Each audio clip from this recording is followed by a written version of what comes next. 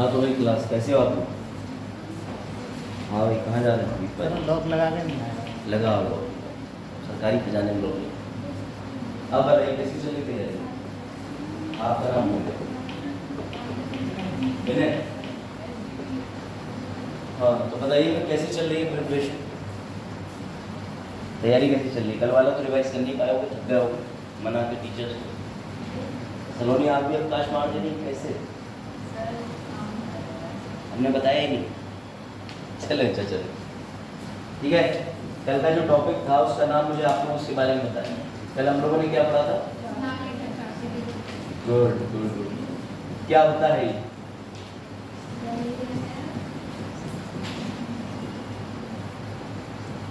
चलिए इसके कुछ प्रश्न मैं आपसे पूछता हूँ, आप बताते जाइएगा, ठीक है? सबसे पहले मुझे बताएंगे फिर से मैं पूछूंगा, ठीक है? नहीं आता हो तो घबराइएगा नहीं, बस आंसर दीजिएगा। क्या लगता है ये सिर्फ सरकारी कार्यालयों के लिए होता है बेटा या निजी के लिए भी होता है? केवल सरकारी के लिए, ठीक है। क्या ये मौखिक दस्तावेज होता है या लिखित होता है? अरे दोनों ने आंसर बिल्कुल ठीक दिए, गुड। बेटा याद रखना, एक तो ये कैसा होता है और दूसरी बात किन संगठनों के लिए होता है? ठीक है। कैसा सही है? कल वाला रिवाइज हो रहा है, ठीक है? अभी शुरू करते हैं आज का टॉपिक। अच्छा वैसे गवर्नेंस है, आरटीआई शुरू करते हैं। अरे आज ठीक है, तो आप दोनों लोगों ने ठीक बताया। दूसरी बात ये बताइए, जो नागरिक घोषणा पत्र होता है इसकी विशेषताएं क्या होती है? विशेषताओं का मतलब ये हुआ कि इसके अंदर क्या क्या होना चाहिए। मैंने कल एक शब्द कई बार रिपीट करा, ठीक है, ये तो इसकी खासियत हो गई। लेकिन इसके अंदर जो शब्दावली डाली जाती है, मैंने बताया था कि ये बताता क्या है, ये किस बारे में जिक्र करता है, क्या होता है सिटीजन चार्टर के अंदर। हाँ अब वर्ड सही बोला, क्या बोला? प्रतिबद्धता है। आ जाओ, हाँ बताइए पहले। जनता के प्रति जवाबदेही, ठीक है बेटा। इन्होंने इसकी जो विशेषताएं बताई कि इसमें कुछ सरकार की प्रतिबद्धताएं होती हैं। चलो अब मैं इसके बारे में आपको थोड़ा सा और बता देता हूँ, जो बच्चे आ जाए, ठीक है? अब जैसे मान के चलो अश्मित गए सरकारी अस्पताल, ठीक है? हम लोगों ने सरकारी अस्पताल का सबसे अच्छा काम करने का तरीका तो कोविड के दौरान देखा है ना, जब ऑक्सीजन सिलेंडर के साथ साथ डॉक्टरों ने इंसानियत भी बेच दी, ठीक है? चलिए, तो मेरा आपसे प्रश्न ये है कि अश्मित अगर सरकारी अस्पताल गए तो सरकारी अस्पताल में अश्मित क्या चाहते हो आप? जिला अस्पताल से आपकी क्या अपेक्षा है ये बताइए। सर सही और बेहतर इलाज मिले। वेरी गुड, यानी कि गुणवत्ता वाला इलाज मिले। और हाँ और क्या हो? कैसा मिले इलाज? आपको त्वरित मिल जाए, तुरंत मिल जाए। और बताइए आपको भाई बेसिक चीजें हैं, आपके घर के आसपास की जो चीजें मैं वही पूछ रहा हूँ। जिला अस्पताल आप सब गए, बच नहीं सकते। हाँ चाहे तो डॉक्टर भी मिल जाए। चलिए मान लीजिए गुणवत्ता तो डॉक्टर मिले ही, लेकिन साथ ही साथ जो है गुणवत्ता वाला इलाज भी मिल जाए और डॉक्टर भी मिल जाए, ठीक है? और कैसा होना चाहिए? सस्ता होना चाहिए। हाँ मतलब चलो एक तरीके से निःशुल्क ही कह दो। हाँ नहीं, कुछ डॉक्टर पर्चे के पीछे कभी कभी कुछ लिख देते हैं। हाँ चलो वैसे तो निःशुल्क ही है, मान लिया निःशुल्क। और कोई अपेक्षा? हाँ और हाँ ये बढ़िया पॉइंट है, गुड गुड गुड। बेहतर उपकरण का प्रयोग, यानी कि आप जो भैया ये ईसीजी या ब्लड टेस्ट या जो भी कराने जाते हैं वो सारी चीजें बहुत बढ़िया करके हो जाए। और आपको क्या चाहिए? जिला अस्पताल से आपकी क्या उम्मीदें हैं, आपकी क्या अपेक्षा है, वही पूछ रहा हूँ। ये तो सिलेबस का भाग भी नहीं है। बताइए, आप तो जिला अस्पताल जाते होंगे तो दोस्तों से बुराई तो करते होंगे, अरे यार अस्पताल गए तो कुछ था ही नहीं। यही तो मैं पूछ रहा हूँ, थोड़ी देर के लिए मुझे बुराइयां बता। कैसे? बिना भेदभाव के समान इलाज नहीं होता है, मतलब भेदभाव नहीं होता जिला अस्पताल। होता है, नहीं होता है। कैसे? सर अगर किसी का जाना बचाना इंसान आता है तो वो पहले चला जाएगा और वो मतलब बाकी लाइन में लगा के ऐसा होता है। उससे तो भेदभाव थोड़ी ना करेंगे। भाई भतीजा बात हो गया। अमीर गरीब का भेदभाव लिख दो, अमीर गरीब का तो चलता है। क्योंकि मान के चलो कोई डॉक्टर साहब के पास में अगर उनका कोई भी असिस्टेंट है तो हम कहते हैं ये पकड़ो लाल गांधी जी और जल्दी से मिलवा दो। ये चीज तो होती है, लेकिन हाँ ये चीज तो नहीं है जिला अस्पतालों में कि जात पात पे। ठीक, और आप क्या बेहतर चाहते हैं? और ट्राई करो। और हाँ अरे वाह, इसे मैं अच्छा लिख दे रहा हूँ, ये व्यवहार। गाने बज रहे थे? कौन सा? कि क्या करूँ राम मुझे कुत्ता काट लिया है? यही वाला भाई अच्छा है। मतलब इनके कहने का मतलब है कि उनका जो रवैया होता है, व्यवहार होता है जिला अस्पताल में, वो ऐसा होता है कि ये मरीज ईश्वर के नाम पे ही आया है, ईश्वर ही इसकी जान बख्श देगा। और ऐसा होता है कि जिला अस्पताल में अगर कोई व्यक्ति एक्सीडेंटल पहुंच जाए तो बिना एनेस्थीसिया दिया उसके टांके सिल देते हैं, पता है आपको? टांके सिलने से पहले सुन्न करना चाहिए, लेकिन वो लोग क्या करते हैं कि बिना सुन्न करे यहाँ सिलाई मशीन चालू। और शाम को अगर आप जाओगे तो जिला अस्पताल के अंदर जो भी आपकी इमरजेंसी में देख रेख में होंगे वो थोड़ा बहुत जो है मादक पदार्थों का सेवन करे हुए होंगे। हाँ, स्टाफ की पूर्ति,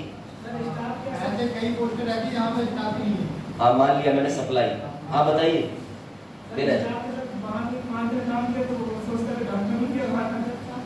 मतलब जो 2, 4, 5 साल के बाद में वही दवाई और वही पट्टी लगा देता है, ठीक है? यही तो चलो।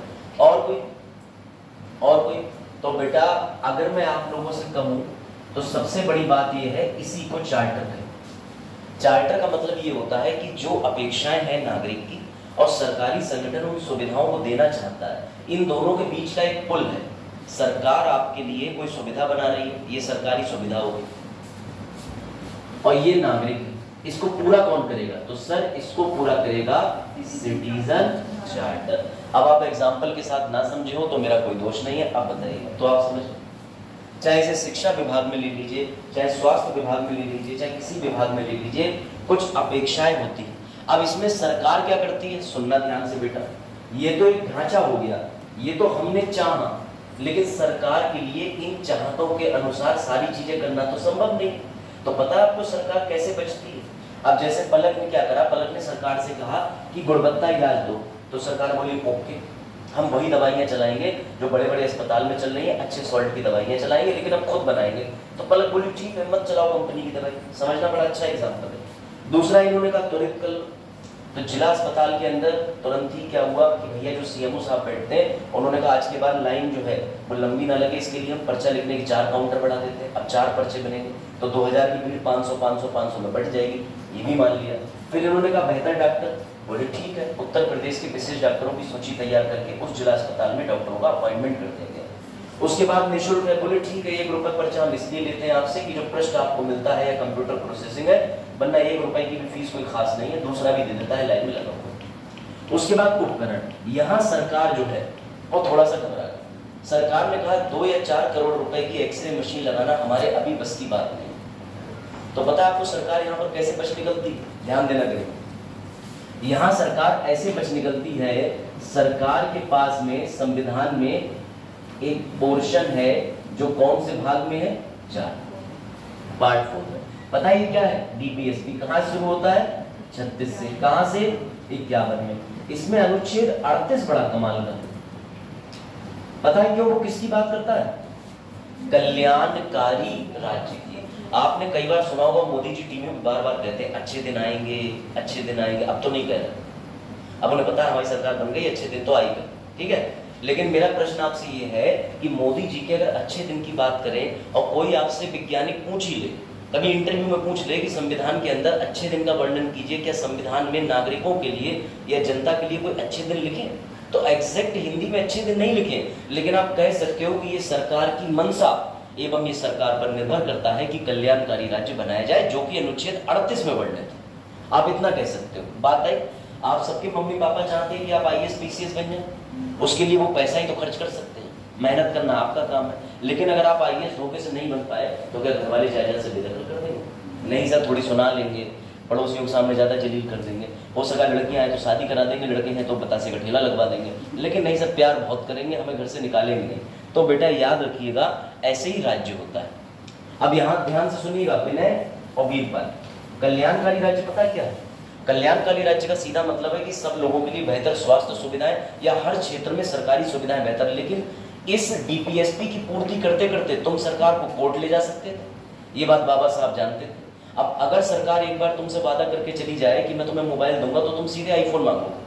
एक बार सरकार वादा कर दे कि हम आपको निःशुल्क मोबाइल देना चाहते हैं, बताओ कौन सा चाहिए, तो आईफोन से नीचे आवाज नहीं निकलेगी। या सैमसंग का वो जो पेटी वाला बंद होता है Z Fold 5, 1,80,000। और वो बेचारी तो ये सोच रही कि नहीं सर ब्लैकबेरी आता हो तो वही चलवा दो, समझ रहे हो। तो बेटा सरकार जो है उसके पास इतने संसाधन तो है नहीं कि वो प्रत्येक व्यक्ति को आपकी मंशा के हिसाब से चीजें दे दे। तो इसमें मंशा किसकी काम करती है? सरकार की। और याद रखिएगा डीपीएसपी का एक बड़ा प्यारा आर्टिकल है, वो पता है आपको कौन सा है? आर्टिकल 37। ये कहता है कि अगर सरकार ये सब नहीं दे पाई तो तुम सरकार को न्यायालय में नहीं ले जा सकते। इसीलिए आज तक सरकार बची हुई है जिला अस्पताल में कैसा भी टेढ़ा मेढ़ा इलाज चलवाती। आप शिकायत तो करते हो, किससे करते हो? सीएमओ से, डीएम से या सीएम साहब से। तो वो क्या आदेश देते हैं कि आओ तलब कर लिया, क्यों नहीं चल रहा बेहतर। तो आपको पता है फिर भी सीएमओ सस्पेंड जल्दी नहीं होता, तभी होता है जब कोई व्यक्ति की जान चली जाए। क्योंकि वो आर्टिकल 38 का हवाला देते हुए कहता है कि सर मैं भी चाहता हूँ सब अच्छा हो, लेकिन पैसा ही नहीं है। मैं भी चाहता हूँ कि इधर से मरीज मशीन में डालूं, इधर से इलाज फ्री निकालूं, लेकिन हमारे पास में जो है वो मशीन ही नहीं है एमआरआई की, जिसकी कीमत कम से कम 3 करोड़ रुपया है। तो इस वजह से ये पूरा जो हमारे यहाँ नागरिक घोषणा पत्र है, इसमें लिखी प्रतिबद्धताएं सफल नहीं हो पाती। अब आइए आपकी बात समझ, एक कनेक्शन समझे आप कि पॉलिटी का कनेक्शन और शासन का कनेक्शन और बीच में से भाग निकलने का कनेक्शन इज कॉल्ड आर्टिकल 37। अब मैं एक डायग्राम बना रहा हूँ और आप भी वो डायग्राम बना लीजिए। ये मैंने एक उदाहरण दिया है, बच्चे जो लेट आए, कि जिला अस्पताल से आप क्या क्या अपेक्षाएं रखते हैं। तो जो भी आप जिला अस्पताल से अपेक्षाएं रखते हैं सरकार उनको अध्ययन करती है, और जो सरकार दे पाती है वही बन जाता है आपके लिए नागरिक घोषणा पत्र, और जो सरकार नहीं दे पा रही है आपको वो सरकार बच निकलती है आर्टिकल 38 का हवाला देकर। बात आई समझ?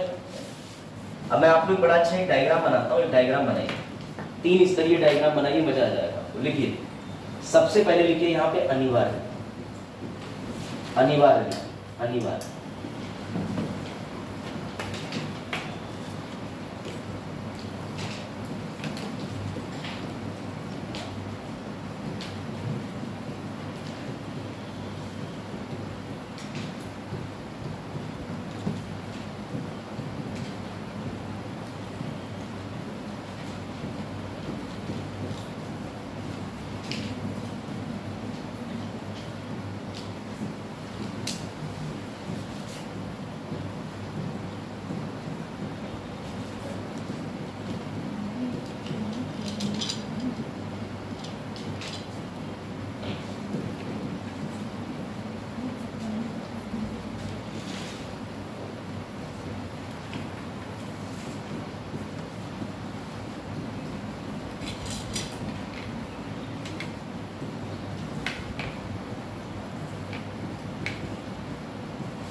ये बना लीजिए। सरकार कुछ नहीं करती है, सरकार समोसा लेके बैठती है, और समोसे की इस तरफ है बहुत महत्वपूर्ण सेवाएं जिसको आप प्राथमिक कहते हैं, जो सरकार आपको हर हाल में देगी। रोटी, कपड़ा, मकान, आपके लिए छत पे, भाई छत चाहिए आपके सब पे, वो भी देगी। इसलिए सरकार कुछ योजनाओं के ऊपर विशेष बल देती है। परंतु इस समय भारत की अगर बात करें तो हमारे यहाँ प्राथमिक चीजों को लेकर द्वितीय सेवाएं कुछ ऐसी हैं, जैसे इलाज है, तो इलाज सरकार बेहतर करने का अभी भी प्रयास कर रही है, जिसमें सरकार जो है आज भी सिर्फ और सिर्फ स्नेल की तरह रेंग रही है, समझते हैं, कछुई चाल चल रही है। क्यों चल पा रही है? क्योंकि भारत में बेहतर इलाज करने के लिए लोगों का नैतिक स्तर भी चाहिए।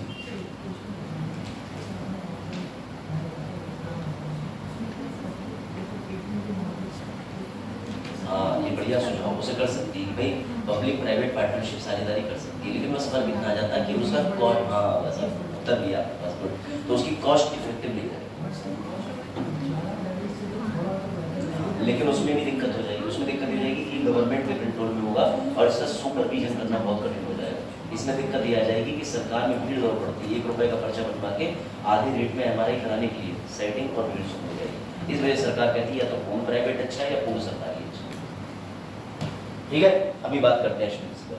तो बेटा याद रखिए, इन दोनों के बीच में जो बैलेंस बना के चलता है, बैलेंस बना के चलता है, वो आर्टिकल 38 से बनवाया जाता है, डीपीएसपी से। अगर सरकार को कभी भी महसूस हुआ इसको इधर लाना है तो सरकार ला सकती है, लेकिन कभी भी इसका महसूस हुआ कि इधर ले जाना है तो नहीं ले जा सकती। एक खासियत है, सरकार इस समय, भारत की सरकार इस त्रिकोण के दूसरे पक्ष की तरफ जूझ रही है, उधर से इधर आने का हम प्रयास कर रहे हैं। और विश्वास मानिएगा, जिस दिन हम उधर से इधर आ गए उस दिन हम बन जाएंगे विकसित देश। आज हम विकासशील देश क्यों है? क्योंकि ये ट्रायंगल के उस तरफ या इस आयाम के दूसरी तरफ वाली सुविधाएं हमारे पास बेहतर नहीं है। आप अमेरिका और चीन की बात करें तो अमेरिका और चीन के अंदर ऐसी टेक्नोलॉजी आ चुकी है, भारत ने ऐसा नहीं है कि पहल नहीं करी। अब आप कहोगे सर भारत में बेहतर इलाज के लिए कोई आपने पहल बताई है हाल ही में? तो आपने सुना होगा कि हेल्थ एटीएम चल रहे हैं। किसी ने सुना है हेल्थ एटीएम? क्या होते हैं हेल्थ एटीएम? कभी देखा? आप स्टेशन से आती होंगी अभी यहाँ पूरनपुर में तो हेल्थ एटीएम नहीं है। जितने बड़े शहर है वहां पर क्या है कि हेल्थ मशीन लगा दी। आपको बताता हूँ मैं क्या, बैठ लो, कल का टॉपिक रिवाइज हो रहा है, ठीक है? अभी नया गवर्नेंस शुरू करते हैं। इनको लास्ट एक चीज बताना है, आपका मिस हो गया वीडियो देख लीजिएगा। भारत में स्टेशनों पर, रेलवे स्टेशनों पर हेल्थ एटीएम लगे। उस हेल्थ एटीएम का मतलब ये, आप एक पूंजी डालिए और वहां पर जाकर के खड़े हो जाइए। आपको मशीन में लगे सेंसर के द्वारा अपने अलग अलग मानकों पर आपकी जांच होगी, उसके बाद एक हेल्थ रिपोर्ट आ जाएगी। तो सरकार अभी कोशिश कर रही है कि हम इन चीजों को इस स्तर पर ले आए। तो याद रखिएगा, सरकार का जो हमारे भारत में नागरिक घोषणा पत्र है, उसकी प्रतिबद्धताओं की पूर्ति भारत में अभी करना मुश्किल है, क्योंकि भारत विकासशील है और भारत प्रौद्योगिकी में आज भी सफर कर रहा है। चल आगे बढ़े। ये एक बेसिक चीज थी, हमने सिटीजन चार्टर अच्छे से पूरा कर लिया। सिटीजन चार्टर की विशेषताएं देख ली क्या है। कल मैंने आपको ये भी बताया था कि सिटीजन चार्टर जो सबसे पहले विश्व में किस देश के पास आया था? वाह वाह वाह वाह वाह, भैया वो आरटीआई था सिटीजन। कोई बात नहीं, मैंने आपको ये बताया था। हाँ, अरे कोई बात नहीं, कंफ्यूजन आपको हो गया होगा, कभी कभी इसलिए हो जाता है। सर दोबारा दोहराया नहीं, आपने नोट्स ही नहीं डाले, हम पे लाद दो। चलो इधर देखो, इंग्लैंड में 1991 के अंदर एक पीएम आए थे। कौन आए थे? John Major. और जॉन मेजर ने सुविधा दी थी, मैंने आपको लिखवाया था, क्या लिखवाया था? चार्टर मार्क सिस्टम, याद आ रहा है? उसके बाद किस देश ने करा था? हाँ, स्कीम, वेरी गुड। फिर मलेशिया ने किया था। मलेशिया के बाद में किसने किया था? कनाडा के बाद इंडिया में ये पृथक प्रयास करा गया था, लेकिन पीवी नरसिम्हा राव का इसमें बहुत बड़ी भूमिका भी थी। परंतु हमें देखने को सिटीजन चार्टर मिलता है जब देश के प्रधानमंत्री आई.के. गुजराल ने सभी सीएम की कॉन्फ्रेंस कराई थी, और सीएम की कॉन्फ्रेंस में एक निर्णय लिया गया कि अपने नागरिकों के लिए सुविधाओं से जोड़ दो। और मैंने आपको ये भी बताया था कि विश्व में सबसे पहले यानी भारत के अंदर 3 बैंकें थी जिन्होंने सिटीजन चार्टर बना दिया था। कौन कौन सी थी? Punjab Sind Bank, Oriental Bank of Commerce और हाँ पीएनबी, पीएसबी, ओबीसी। ओबीसी यहाँ पर जातिगत वर्णन नहीं हुआ है, ओबीसी मतलब ओरिएंटल बैंक ऑफ कॉमर्स। तो मैंने आपको ये बताया था कि चार्टर है। सर आज की डेट में चार्टर होता है, सबका चार्टर है। अभ्युदय का चार्टर तो मैंने ही बनाया था, ब्राउशर यहाँ पे अपने पीलीभीत का, पूरे उत्तर प्रदेश का नहीं।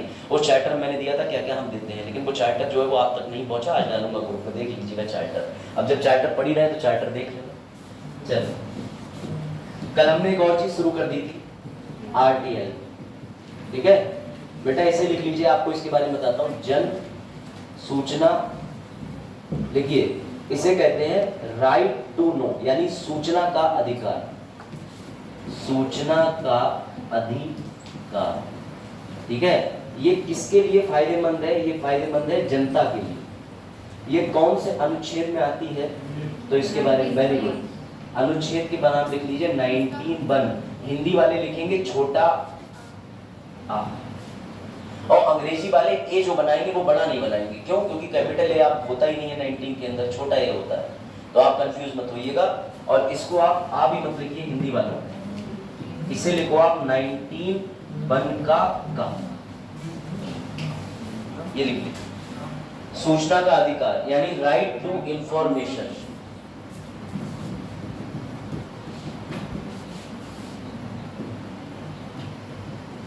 इसे का प्रैक्टिकल आपको बताता हूं मैं, आप इसे भी समझ जाएंगे। जैसे अब आप सिटीजन चार्टर को बखूबी समझ चुके हैं, जो लोग आ गए थे पहले, ठीक है। अब वो जान चुके हैं कि सिटीजन चार्टर क्या होता है। जिला अस्पताल को याद कर लेना, सिटीजन चार्टर याद आ जाएगा, ठीक है। क्योंकि देखिए गवर्नेंस के अंदर चीजें आपको समझने में ज्यादा विश्वास रखना, ना कि कोई आर्टिकल या बाकी पहलुओं पर चर्चा करना। अगर आपने ये नोट कर लिया तो हम आगे बढ़ सकते हैं। ये हिंदी में है बेटा, ये हिंदी में। ये का मतलब ये होता है कि अनुच्छेद 19 के अंदर जो सारी बातें लिखी होती हैं वो बहुत सारी होती हैं। तो किसी को ए बोल देंगे, किसी को बी, हिंदी में बोलेंगे का, और बाकी बात ये लिख लिया। चलिए, तो का से कौवा नहीं है, का मतलब होता है कि उप अनुच्छेद 19 का उप अनुच्छेद क्या कह रहा है, ठीक है। लिख लिया आपने, लिख लीजिए। इतनी बात समझ में आनी चाहिए आपको। इसे आगे लेके चलते हैं और आपको आरटीआई में बेहद मजा आएगा। आप आरटीआई में जानेंगे कि सरकार से हम कैसे फायदा ले सकते हैं, और ज्यादा ही फायदा मिल जाएगा। हटा दो इसको, नोट कर लिया सभी ने? चलो ठीक है, तो सुना यार ध्यान से। एक दिन हाँ ठीक है, आप ठीक है। अरे किसी महिला का नाम ले रहा हूँ, आप अश्मित को काहे समझ रहे हैं भाई? अश्मित के अलावा कोई अस्मिता नहीं हो सकती क्या राष्ट्र में? बात तो ठीक है, लो बात तो भैया जी फॉर जीनियस, ठीक है, नीचे से चल रहा है जीनियस। अब समझना, एक दिन ये तीनों बहुत होशियार थे। एक दिन ये पहुंचे बरेली पीलीभीत हाईवे पर और इन्होंने देखा कि पूजा मौर्य, पूजा है वो क्लास में नहीं, क्या नाम, मनीषा। एक दिन इन्होंने देखा कि मनीषा मौर्य बहुत बड़ी ठेकेदार बन रही है। ठेकेदार समझते हैं ना? ठेकेदार मतलब जो समाज का ठेका नहीं लेता, जिसके लिए पीडब्ल्यूडी से निर्धारित किया गया है कि आप बनाइए। आ जाओ जल्दी, आ जाओ बेटा, उदाहरण दे, बैठ जाओ, बिना बोले बैठ जाइए 5 सेकंड में, फिर आप भी उदाहरण को समझ लीजिए। और ये प्रैक्टिकल उदाहरण है आरटीआई का, आप समझ जाएंगे कि आरटीआई समाज के लिए बेहतर है या खराब है। एग्जाम्पल से समझिएगा चीजों, ठीक है। हुआ ये कि चरण, तेज और अस्मित तीनों जो है पॉपकॉर्न खा रहे थे, ठीक, और पॉपकॉर्न खाते खाते यहाँ पर इनको मिल गई मनीषा जी, और इन्होंने देखा कि मनीषा जी आज के डेट में बहुत बड़ी ठेकेदारनी है, ठीक है। जब भाई उत्तर प्रदेश पुलिस परीक्षा आपसे पूछ सकती है कि गीदड़ का महिला बताइए, गीदड़, गीदड़नी, गीदड़यायन या क्या होगा उसका, तो फिर मैं भी ठेकेदार क्यों लिखूं, मैं भी ठेकेदारनी लिखूं, है ना, बैठ जाओ। तो बेटा हुआ ये कि इन्होंने देखा कि मनीषा ठेकेदारी कर रही है और मनीषा ने बिना बोले मनीषा ने पीडब्ल्यूडी से ठेका ले रखा है। अब तेज और अश्मित क्योंकि मनीषा को तो जानते थे, क्योंकि मनीषा भी पीलीभीत में रहती है, तो ये मनीषा से व्यक्तिगत तौर पर पूछने चले गए। इन्होंने कहा मनीषा इसमें ये बताओ, ये जो तुम रोड बना रही हो इसमें खर्चा कितना आता है, टेंडर कितना आता है? तो मनीषा बोली देखो तेज, देखो चरण, दोस्ती अपनी जगह है, अभ्युदय का बैचमेट अपनी जगह, लेकिन कुछ बातें मैं तुम्हें नहीं बता सकती। तो तेज ने कहा क्यों नहीं बता सकती? भूल जाओ थोड़ी देर के लिए, हम तेज और चरण है, हम तो जनता के नागरिक हैं, हमारे बाप दादा बच्चे परपोते इसी रोड पे जाएंगे, इसी रोड पे बिछेंगे, इसी रोड पे खेलेंगे, हम तो सीधे कह रहे हैं हमें बताओ ये रोड क्यों बन रही है। तो मनीषा ने कहा क्यों बताऊं मैं तुम्हें, मेरा सरकार से एक प्राइवेट टेंडर हुआ, एक कॉन्ट्रैक्ट हुआ है, सरकार ने एक प्रतिलिपि दी, मैंने हस्ताक्षर किया, मैं सरकार के लिए काम कर रही हूँ, तुम कौन होते हो? अब इन तीनों की ये बात दिल पे लग गई, और जब ये बात दिल पे लग गई बेटा, तो अगर आपको कभी कोई भी सरकारी एजेंसी, कोई भी सरकारी कर्मचारी किसी सरकारी काम के लिए अगर आपको जानकारी देने से मना करता है, तो आप कुछ ना करें, आप 10 रुपए खर्च करें और एक एप्लीकेशन बनाएं जिसे प्यार से कहते हैं सूचना का अधिकार। अब इन तीनों लोगों ने एक एप्लीकेशन ड्राफ्ट करी, 10 रुपए का उस पर डाक टिकट लगाया और तुरंत भाग के गए यहीं पर स्टेशन के पास वाले डाकखाने में और तुरंत 28 रुपए की रजिस्ट्री कर दी। और उसके बाद में मनीषा के पास जब चिट्ठी आई तो मनीषा ने फोन करा अश्मित को कि अश्मित ये थोड़ी ना होता है, अब तो तुमने मुझे मजबूर कर दिया है, जानकारी देनी पड़ेगी, हमारी दोस्ती कब काम आएगी? तो अश्मित कह रहा है कैसी दोस्ती मैडम, मैं तो आया था तुमसे पूछ, तुमने मना कर दिया। तो बेटा याद रखना, इन रिश्तों के अंदर कोई दोस्ती काम नहीं आती और सरकारी संस्था मजबूर है कि इस आरटीआई पर पूरी जानकारी देगी। अब अभी एक और कमाल की चीज सुनिए, आपको लग रहा होगा वाह सर मजा आ गया, मजा, इस रोड में अगर 10 करोड़ रुपए आया था तो हमें पूरी जानकारी मिल गई और अब हम इस जानकारी को उठा करके न्यायालय में ले जाएंगे कि देखिए भ्रष्टाचार हो रहा है। लेकिन आप एक दूसरा पहलू भी तो समझिए, दूसरा पहलू क्या है वो समझिए, उसमें और आनंद आएगा। अब सिर्फ ले लेते हैं हम सतनाम को, ठीक है, ये रहे सतनाम। अब मनीषा जी जो है वो फिर से एक रोड बना रही है 10 करोड़, हर बार सर रोड मनीषा ही बनाएंगी, हाँ समझ गए, पाथ लेड टू सक्सेस। अब ध्यान से सुनना, अब सतनाम पहुंचे, सतनाम ने कहा मनीषा चिंता ना करो, मैं ही तुम्हारा सच्चा मित्र हूं क्लास में, और मुझे तुम हल्के से इशारे में बता दो कि इस रोड पे जो है वो पैसा कितना लग रहा है, ध्यान से समझना। लेकिन मनीषा पूर्व में गलती कर करके ईमानदार हो चुकी थी, क्योंकि हाई कोर्ट ने मनीषा को तलब कर लिया था और धमकी दे दी थी कि 10 करोड़ में घोटाला करा या आइंदा से रोड में घोटाला करा तो तुम्हारा जो है रजिस्ट्रेशन कैंसिल कर देंगे।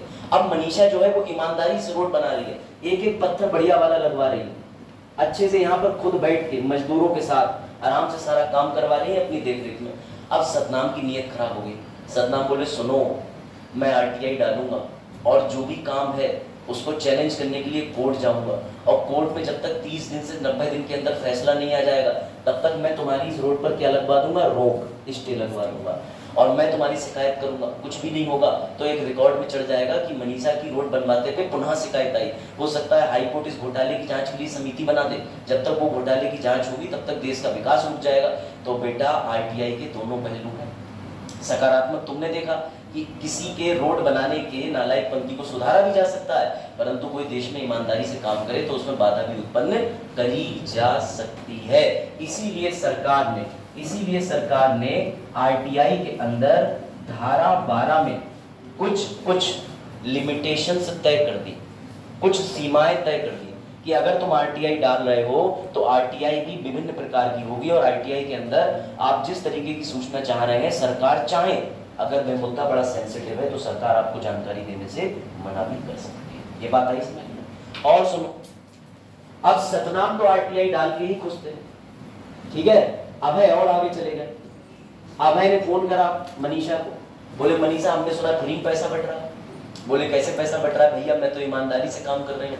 बोले नहीं, अब तो मुझे 10 करोड़ में से 1 करोड़ रुपया दो, वरना मैं तुम्हें परेशान करूंगा। बोले कैसे? इन्होंने जबरदस्ती उठा करके फ्री में न्यायालय गए और डाल दी जनहित याचिका। अब ये जनहित याचिका में मतलब मजेदार बात समझिए, ना आपका कोई लेना देना, ना आप आरटीआई डालें, ना आपको मतलब देश के किसी कोने में सड़क बन रही है, आपको लग रहा है कि मेरी गाड़ी कभी वहां जा सकती है, या मेरी नहीं तो किसी की गाड़ी जा सकती है और धंस जाएगी जमीन में, तो आप उसके अधिकार को बचाने के लिए जनहित याचिका दायर कर सकते हैं। अब जनहित याचिका दायर करने से क्या होता है, उसकी वजह से भी इनकी रोड का काम रुक जाएगा। जब तक कि सुप्रीम कोर्ट फैसला नहीं सुना देती तब तक कि इन मामलों की वजह से कार्य पर रोक लग जाती है। और इधर ये क्या डिमांड करेंगे, भाई 1 करोड़ रुपया दे दो। तो सुप्रीम कोर्ट ने इसके लिए भी बचाव निकाला है।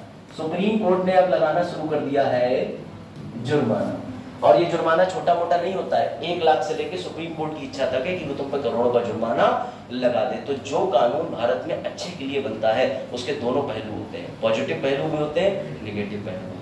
अब अभ्युदय कितना भी अच्छा पढ़ाने के लिए खुद दिव्यकीर्ति सर भी यहाँ जाए, लेकिन बच्चे कहेंगे जब यहाँ आए हैं तो इसका मतलब इनके पास बेरोजगारी है, हम नहीं जाएंगे, हम दिल्ली पढ़ेंगे तब भी। यानी कहने का मतलब है कि कितनी भी सफल योजना हो, उसमें जब तक जनता को जोड़ोगे नहीं, अवेयर नहीं करोगे, उसका सही मानक नहीं दिखाओगे, जनता जुड़ेगी। चलो अब आ जाओ, ये एग्जाम्पल आया समझ में? अब भाई चलो आरटीआई के बारे में थोड़ी बेसिक जानकारी लिख लो। अब आप आरटीआई के सकारात्मक और नकारात्मक दोनों पहलू जान चुके हो, लेकिन ये याद रखिएगा आरटीआई के भारत में सकारात्मक पहलू पता है क्यों?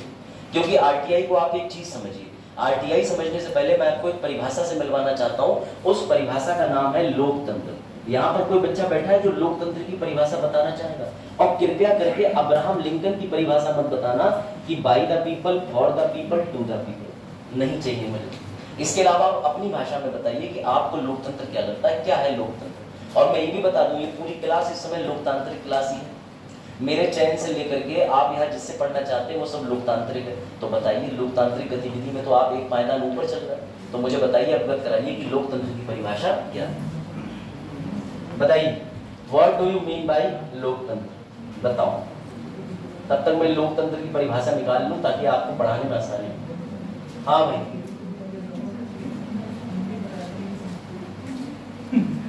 हाँ हिंदी अंग्रेजी किसी भी भाषा में आप बता सकते हैं जिसमें आपका मन करे। हाँ, या किसी भाषा में नहीं बताना। बताइए, प्रयास कीजिए। पीछे अश्मित बताओ अपने शब्दों में।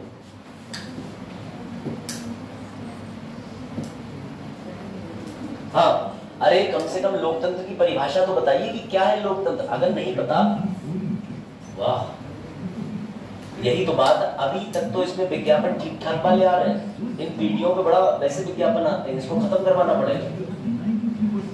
वरना मैं समझ रहा हूँ किसी दिन आप यही कहोगे टीचर ने क्या चला दिया यार, नौकरी जाएगी सो अलग, मेरी नहीं उनकी। मैं तो कहूँ मुझे आता ही नहीं भाई, स्क्रीन तो पूरे दिन यही रहती है, मेरे घर पे थोड़ी रहती है, क्या पता क्या डाल दिया उसने। कौन में पहले? चलो हाँ, लोकतंत्र की परिभाषा देने का प्रयास तो करें भैया। अगर प्रयास भी नहीं करेंगे तो फिर कैसे सफल बनेंगे? अगर आपको लड़की दिखाने ले गए, पूछा कुछ तो बताओ, कुछ तो फिर उसके बाद में हो सकता है कि आपकी शादी मेल फीमेल की जगह टी से हो जाए। नहीं समझे? समझ गए? ये सब समझ जा रहे हैं, बाकी नहीं कोई समझ पा रहा है। बताओ, ये तो छोड़ दो, ये परिभाषा नहीं है। अब बताइए लोकतंत्र की परिभाषा। चलो मैं ही पूछता हूँ, सतनाम बताओ क्या लगता है, डेमोक्रेसी या लोकतंत्र क्या होता है? जो आपके मन में आए, घबराओ मत, बोलना सीखो। हाँ भाई तुम बता। ऐसी सरकार जिसका लोगों के द्वारा मतलब चुना जा सके, जो मतलब सरकार मतलब देश के निर्णय ले, वो मुखिया मतलब लोगों द्वारा चुना जाए। इन्होंने ये कहा कि कम से कम देश के फैसले लेने वाला व्यक्ति जनता के द्वारा चुना जाना चाहिए, यानी जनता जो है वो सीधे इसको चुन के भेजे। अभी आपने लोकसभा बनाई है तो सरकार को आपने चुना कि नहीं चुना? चुना। तो लोकतंत्र की पहली परिभाषा आ गई कि बिल्कुल ठीक है कि हमने 18वीं लोकसभा के अंदर अपना प्रतिनिधि चुना, हमने बनारस में बटन दबाया, मोदी जी हर हर महादेव, चलो भैया। और कोई परिभाषा? ये बिल्कुल सही परिभाषा है, एक जुड़ गई। हाँ, जनता के लिए विशेष अधिकार, गुड गुड गुड, ये भी होते हैं। कैसे विशेष अधिकार? जनता को अभिव्यक्ति बोलने का अधिकार। अगर अधिकारी नहीं होंगे तो फिर लोकतंत्र के अंदर जनता को उठा के फेंक दिया जाएगा, गुड। और हाँ बेटा आप ट्राई करो, आप भी कुछ भी जो लग रहा हो लोकतंत्र से, लोकतंत्र मतलब काली बताओ। हाँ बताओ भाई पलक, ट्राई करो ट्राई।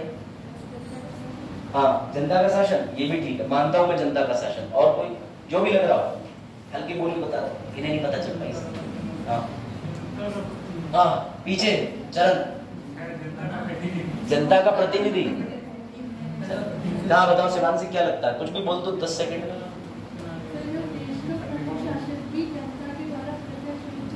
प्रत्यक्ष रूप से चुना जाए, जब चाहे तब हटा सके, ठीक। और इधर आगे 3 बालक, साक्षी आप बताओ क्या होता है? देखो बोलना सीखो, बोलोगे नहीं तो फिर जीवन में इंटरव्यू कैसे दोगे भाई? इंटरव्यू में तो वो तुमसे पूछेगा तुम्हारा नाम, तुम ऐसे कर लो, अच्छा क्यों बनना चाहते हो भाई? तो वो कहेगा दरवाजा उधर है, दरबार 2 लाते मार के पीछे से भगाओ, अब हो सके आधा ही मार देना, दोबारा दिखे ना ये। बेटा आपको बोलना पड़ेगा, इसी को तो अकाउंटेबिलिटी कहते हैं, जवाबदेही। आप ऐसे व्यक्ति को नेता चुन रहे हो जो बोले, तो उससे पहले आप प्रश्न के लिए भी तो उससे बोलोगे, पहले ही कन्वर्सेशन तो आपकी तरफ से जाएगी ना। हाँ बताओ भाई तीनों बच्चों, लोकतंत्र क्या होता है? हाँ, क्या लोकतंत्र जनता का तंत्र होता है? अच्छा, भारत में लोकतंत्र ही क्यों चुना गया, मुझे बता सकते हो? लोकतंत्र ही भारत में क्यों चुना गया? भारत में हमने राजशाही क्यों नहीं चुन ली, या हमने अमेरिका का राष्ट्रपति सिस्टम क्यों नहीं चुन लिया, जिसमें अमेरिका का राष्ट्रपति सारे फैसले लेता है, या फिर इंग्लैंड के अंदर मोनार्क सिस्टम चलता है कि राजा का बेटा राजा? भारत में किन कारणों की वजह से लोकतंत्र लाया गया? क्या लगता है? पहले मैं बता दूं डेमोक्रेसी क्या होता है आसान भाषा में। जो भी जनता चाहेगी, जनता के द्वारा वाली बात जो अब्राहम लिंकन ने कही थी, वो तो एक रटी रटी डेफिनेशन है, जहां पर जनता को अपने विचार व्यक्त करने का पूर्ण मौका दिया जाता है, जहां पर जनता को अपने विचार एवं जनता के विचार विमर्श पर कोई काम होता है। दूसरी चीज, जहां पर जनता के अधिकार होते हैं, जहां पर जनता अपने लिए कोई शासक स्वयं चुनती है, जहां पर जनता उस शासक के कुछ अधिकार तय करती है, और इसी अधिकार तय करने को राज्य बोलते हैं, और जनता असली शासक होती है। ये है लोकतंत्र की परिभाषा। अब रुकिए, मैं आपको 4 डेफिनेशन दिलवाता हूं, आप समझ जाएंगे। इसको समझने से काम आसान हो जाएगा। डेमोक्रेटिक सरकार के बारे में थोड़ा सा पढ़ लीजिए, जहां निर्णय लेते समय, यानी सीधी बात है, अगर मुझे कल टाइम चेंज करना है तो मैं आप सबसे विचार विमर्श करूंगा कि कल आप 8 बजे आ पाओगे? नहीं सर। 8:30 बजे? नहीं सर। आ ही नहीं पाओगे? Yes sir. तो मतलब ये विचार विमर्श, ठीक। अगला, नीति निर्माण के केंद्र में जनहित। लेकिन मुझे लगता है कि सरकार जितने भी कानून बना लेती है उसमें आज के दौर में पब्लिक का ज्यादा भागीदारी नहीं हो पाती। इसमें सरकार की कमी नहीं है, हमारी कमी है। राज्यसभा लोकसभा के चैनल पे जाके हम उनकी दिन प्रतिदिन की जो भी सदन की कार्रवाई है कभी नहीं पढ़ते, क्योंकि हमें पता ही नहीं है क्या होती है। अगला बताइए, आम जनता के विचार व्यक्त करने की शक्ति। और इन्होंने जो अधिकार की बात करी, सबसे बढ़िया बात लगी, सामाजिक न्यायिक मौलिक अधिकार को कानूनी एवं संवैधानिक मान्यता अश्मित ने बोली। तो सर आपने पढ़ाया क्यों? मैं बताता हूं आपको मैंने क्यों पढ़ाया, ताकि आप आरटीआई को बेहतर समझ पाए। अब विज्ञापन मत देना, ठीक। अब सुनना जरा ध्यान से बच्चों। अगर मैं आपसे कहूं कि आरटीआई क्या है, तो आपके लिए एक विचारक का नाम आ जाएगा। मैं इसलिए बता रहा हूं, कल को क्वेश्चन आएगा मुख्य परीक्षा में कि जॉन रॉल्स की सहभागिता लोकतंत्र बताइए। तुम घबरा जाओगे, क्योंकि तुम्हें पहले लोकतंत्र नहीं पता था। अब तुम बड़ी मुश्किल से तो अभी देख के आए हो कि लोकतंत्र में जनता की भागीदारी होती है, विचार विमर्श होता है, अधिकार होते हैं, जनता प्रतिनिधि स्वयं चुनता है। लेकिन अब एक और चीज आ गई, अब चीज आ गई जॉन रॉल्स की सहभागिता। अब तुम कहोगे ये क्या होता है, तो पहले मैं तुम्हें जॉन रॉल्स के बारे में खूबसूरत बात बता दूं, बताऊं मजेदार बात। जॉन रॉल्स इतना विद्वान आदमी था कि उसने सोशल जस्टिस की बात करी, सामाजिक न्याय की बात करी। जो लोग सोशियोलॉजी पढ़ते हैं जॉन रॉल्स को जानते होंगे, रॉस्को को जानते होंगे, पाउंड को जानते होंगे। यहाँ जितने लोग बैठे हैं मैं उन्हें बता दूं, जॉन रॉल्स का विचार आरक्षण पे गजब था। पता ही क्या कहता था? इतनी बढ़िया बात है कि अगर आप कहीं लिखाओगे, इंटरव्यू में बोल जाओगे तो इंटरव्यूअर के पास दूसरा विकल्प नहीं रहेगा। बताइए सर, ये कहता था आरक्षण पता है क्यों जरूरी है? बोले एक जो है वो आराम से चैन पकड़ो। आपने लोहे की चैन देखी? नहीं देखी तो हरिद्वार में नहाने जाते हो तो आपके घर पे भी चैन होगी, सांकर बोलते हैं शुद्ध हिंदी में। अब आप जरा अंदाजा लगाओ कि समाज एक चैन है, पूरी चैन है जिसमें एक के बाद एक कड़ी जुड़ी हुई है। अगर कहीं पर कोई कड़ी कमजोर होगी तो वो चैन वहीं से टूट जाएगी। तो जॉन रॉल्स कहता था कि अगर देश के अंदर कोई भी समाज में ऐसा व्यक्ति होगा जो कहीं से कमजोर होगा किसी भी कारण से, धन के कारण, आरक्षण के कारण, जात पात के कारण, तो ये सामाजिक जंजीर वहीं से टूट जाएगी। और अगर ये जंजीर वहीं से टूट गई तो फिर क्या मतलब रह जाएगा? तो इसीलिए इस पकड़ को मजबूत बनाओ, जंजीर की हर कड़ी मजबूत होना चाहिए, इसलिए आरक्षण देश में लागू होना चाहिए। बताओ जॉन रॉल्स के विचार से सहमत? बढ़िया विचार है ना जॉन रॉल्स का? कितने लोग सहमत? हाँ तेज, क्या हुआ? बजट देख रहे, क्या सोच रहे हो? तो जॉन रॉल्स इतना खतरनाक विचारक था, इसके बाद तुम्हारा इंटरव्यूअर तुमसे कोई दूसरी सोच रखेगा ही नहीं, क्योंकि तुमने अब इंटरव्यू के अंदर एक आयामी बदल दिया। तुम सीधे उससे कह रहे हो कि तुम आरक्षण की बात कर रहे हो, पूरा सामाजिक चैन की कड़ी है, कहीं का कुंडा कमजोर होगा वहीं से टूट जाएगी, और समाज को बांधे रखने के लिए आरक्षण जरूरी है समाज के। अब भाई तो ऐसे जॉन रॉल्स को समझने से पहले मैं आपको एक बात बता दूं कि आरटीआई क्या है, उससे पहले आप लोकतंत्र जान लें। ये एक विचारक था, इसने कहा कि लोकतंत्र दो तरीके का होता है। भारत में डायरेक्ट डेमोक्रेसी नहीं चलती। मैं आपको थोड़ा सा अवगत करा देता हूं कि डायरेक्ट डेमोक्रेसी क्या होती है। सुनिए, एक होती है प्रत्यक्ष डेमोक्रेसी। अब आप कहेंगे ये क्या होती है? तो बेटा भारत में तुम नेताओं को चुनते हो, लेकिन तुम सीधे प्रत्यक्ष डेमोक्रेसी का भाग नहीं हो। ये सिर्फ और सिर्फ एक देश में चलती है, उस देश का नाम लिख लीजिए बड़े प्यार से, स्विट्जरलैंड। स्विट्जरलैंड। और यहाँ पे जो प्रक्रिया फॉलो होती है उसे कहते हैं रेफरेंडम।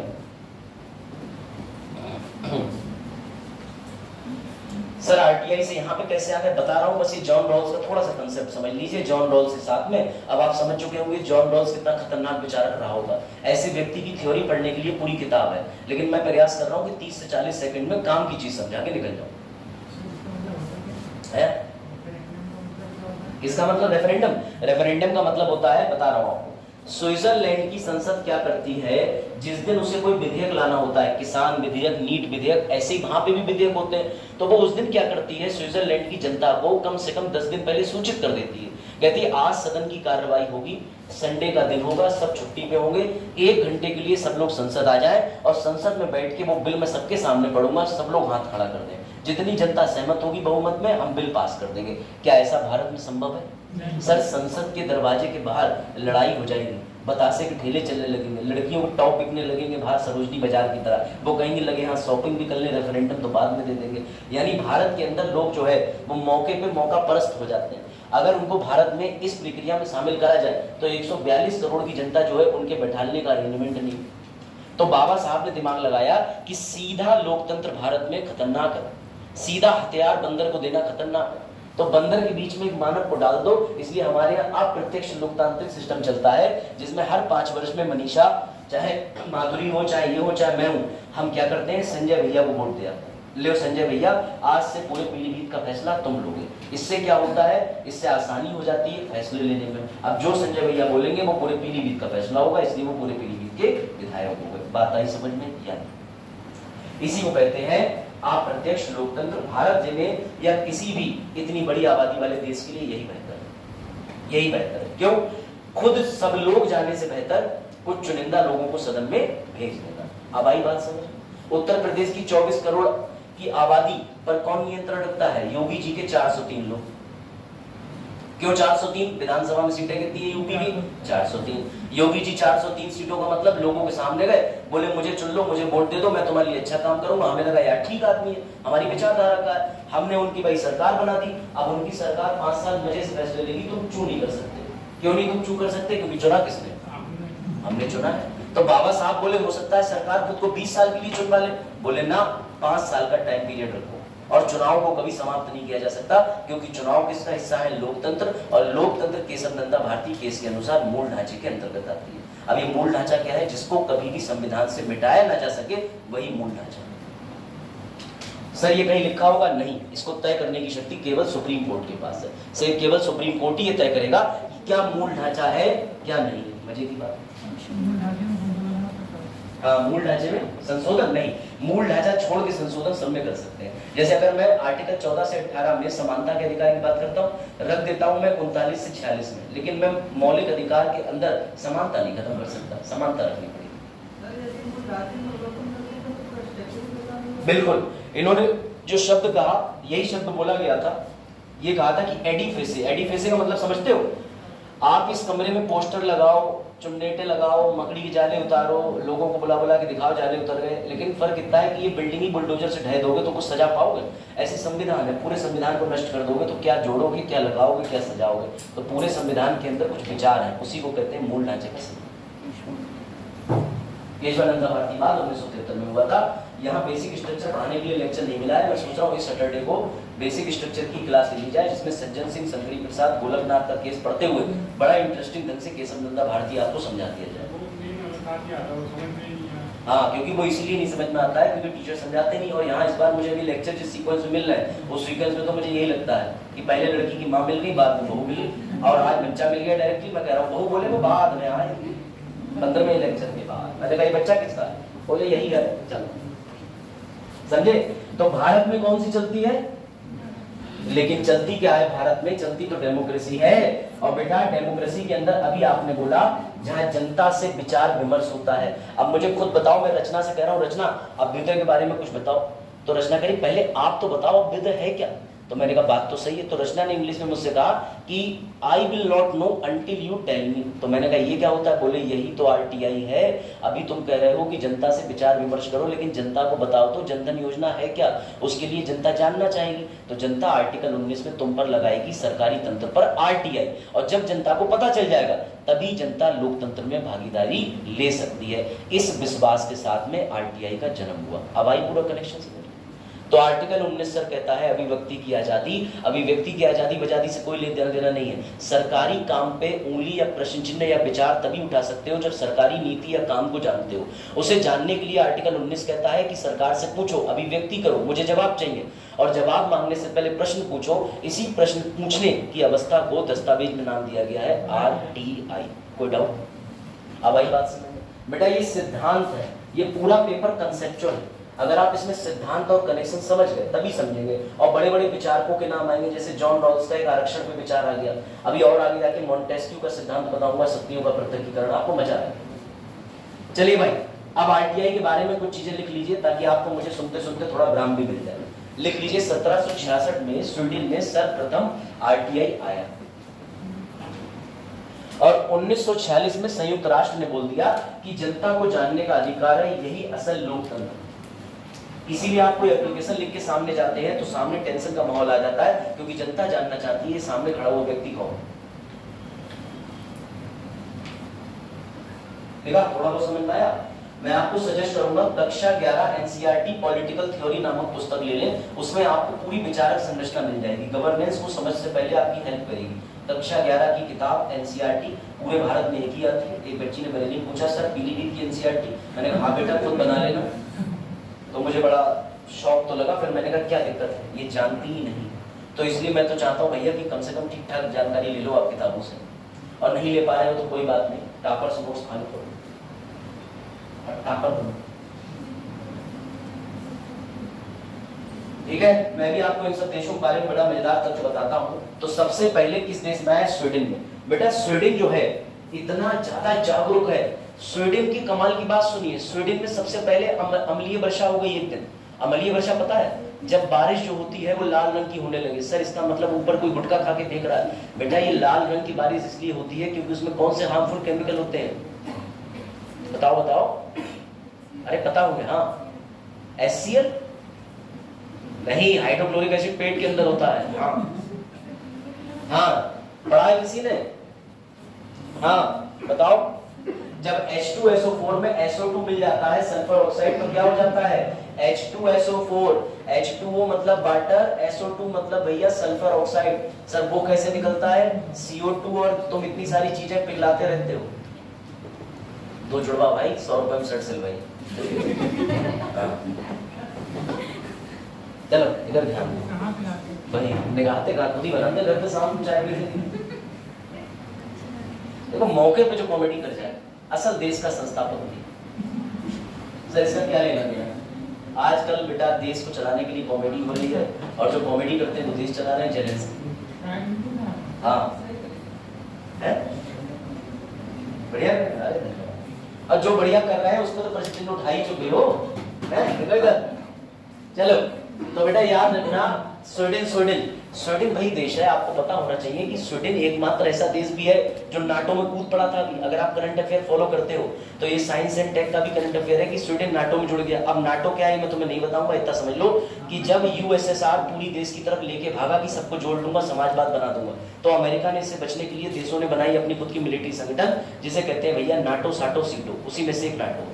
अब आ जाओ वापस से, 32वां सदस्य हाल ही में ये बना है स्वीडन, और इससे पहले 31वां बना था फिनलैंड। दोनों चिपके देश हैं बराबर में, देशों की बात हो रही है, अन्यथा ना है, समझे। अब देखिए बात को, 1766 में स्वीडन जान चुका था कि अगर सरकार से जवाबदेही तय करनी है तो सरकार से प्रश्न पूछने पड़ेंगे, परंतु सरकार से प्रश्न पूछने के लिए तो एक कानून चाहिए, क्योंकि सरकार बहुत चालाक है। जब क्या कहते हैं, शिवानी कोई प्रश्न पूछने जाती है तब जवाब आ जाता है कहाँ लिखा है, हमारी मर्जी।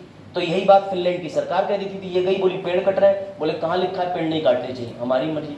बोली अरे सर इंसान कट रहे हैं, बोले कहाँ लिखा है इंसान नहीं काटने चाहिए, बोले बेवकूफ इंसान कट रहे हैं इंसान, तो सरकार भाग खड़ी हुई, समझ गए। तो बेटा ये भी नहीं कि किसी को भी काट दो, विधि नहीं है। अब समझिए बात को, अगर आप सरकार से कोई प्रश्न पूछना चाहते हैं तो उसके लिए कानून होना चाहिए। कैसा कानून?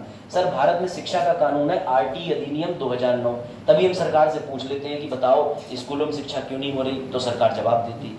ऐसी स्वीडन के अंदर पहला कानून बना freedom of press act, FPA, लिखो नाम।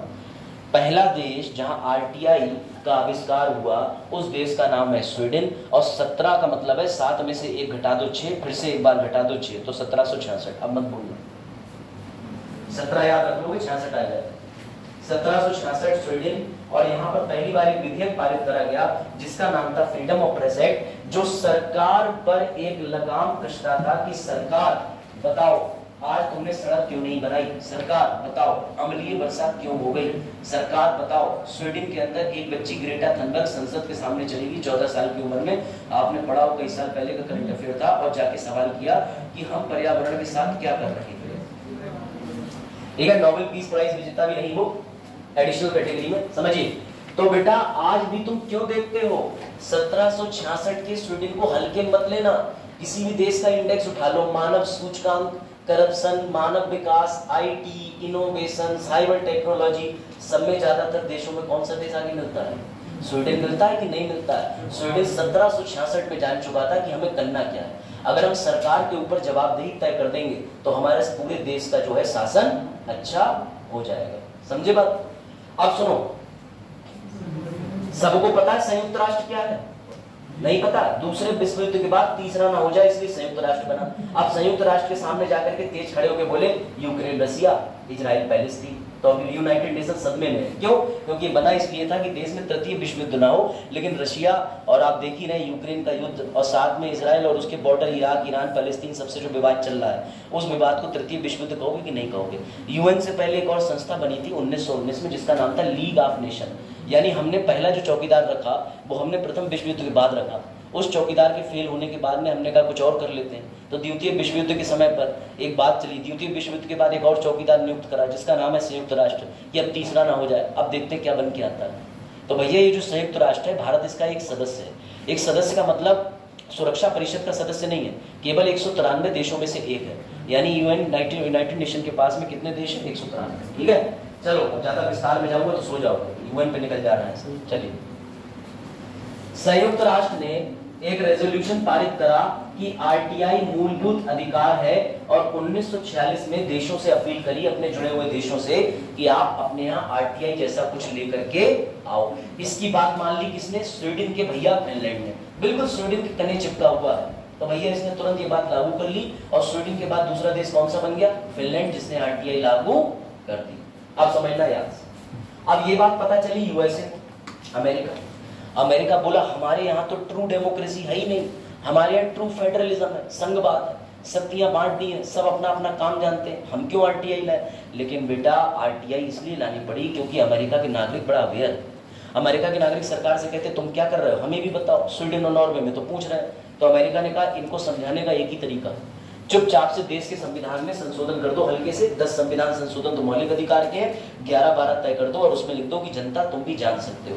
तो अमेरिका में संशोधन के माध्यम से फ्रीडम ऑफ इंफॉर्मेशन एक्ट लाया गया, जिसे प्यार से बोलते हैं फेडरल एक्ट। फेडरल सुन के घबराना मत, हमारे देश का संविधान को हम फेडरल कॉन्स्टिट्यूशन नहीं बोलते, लेकिन इनके देश के संविधान को ये फेडरल बोलते हैं, मतलब जो 50 राज्यों के ऊपर लागू होता है। और इनके जितने भी राज्य हैं उनकी अपनी मर्जी होती है कि आज हम अमेरिका के अंदर भागीदारी लें या जब तक मन कर रहा है ना ले, जब मन करा उठ के भाग खड़े। ये ध्यान रखना।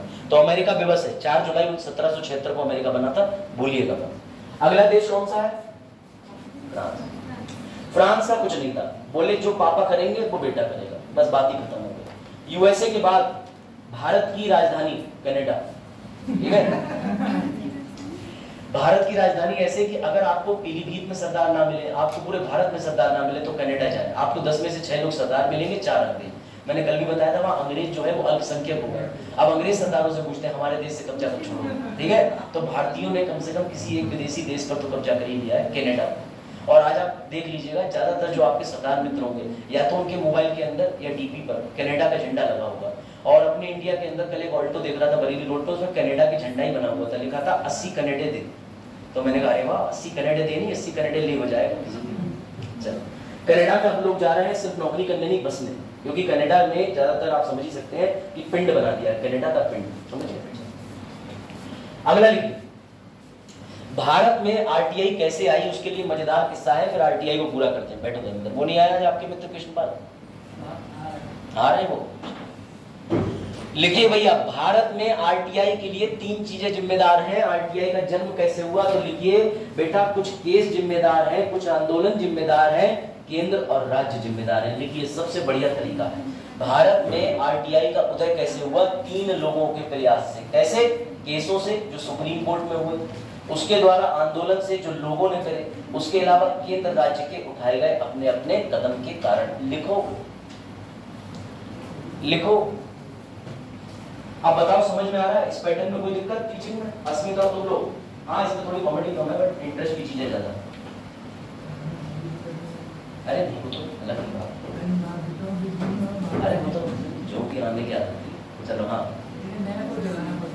कोई बात। ये लोग भी जान जाएंगे, रिनेसा आएगा एक दिन।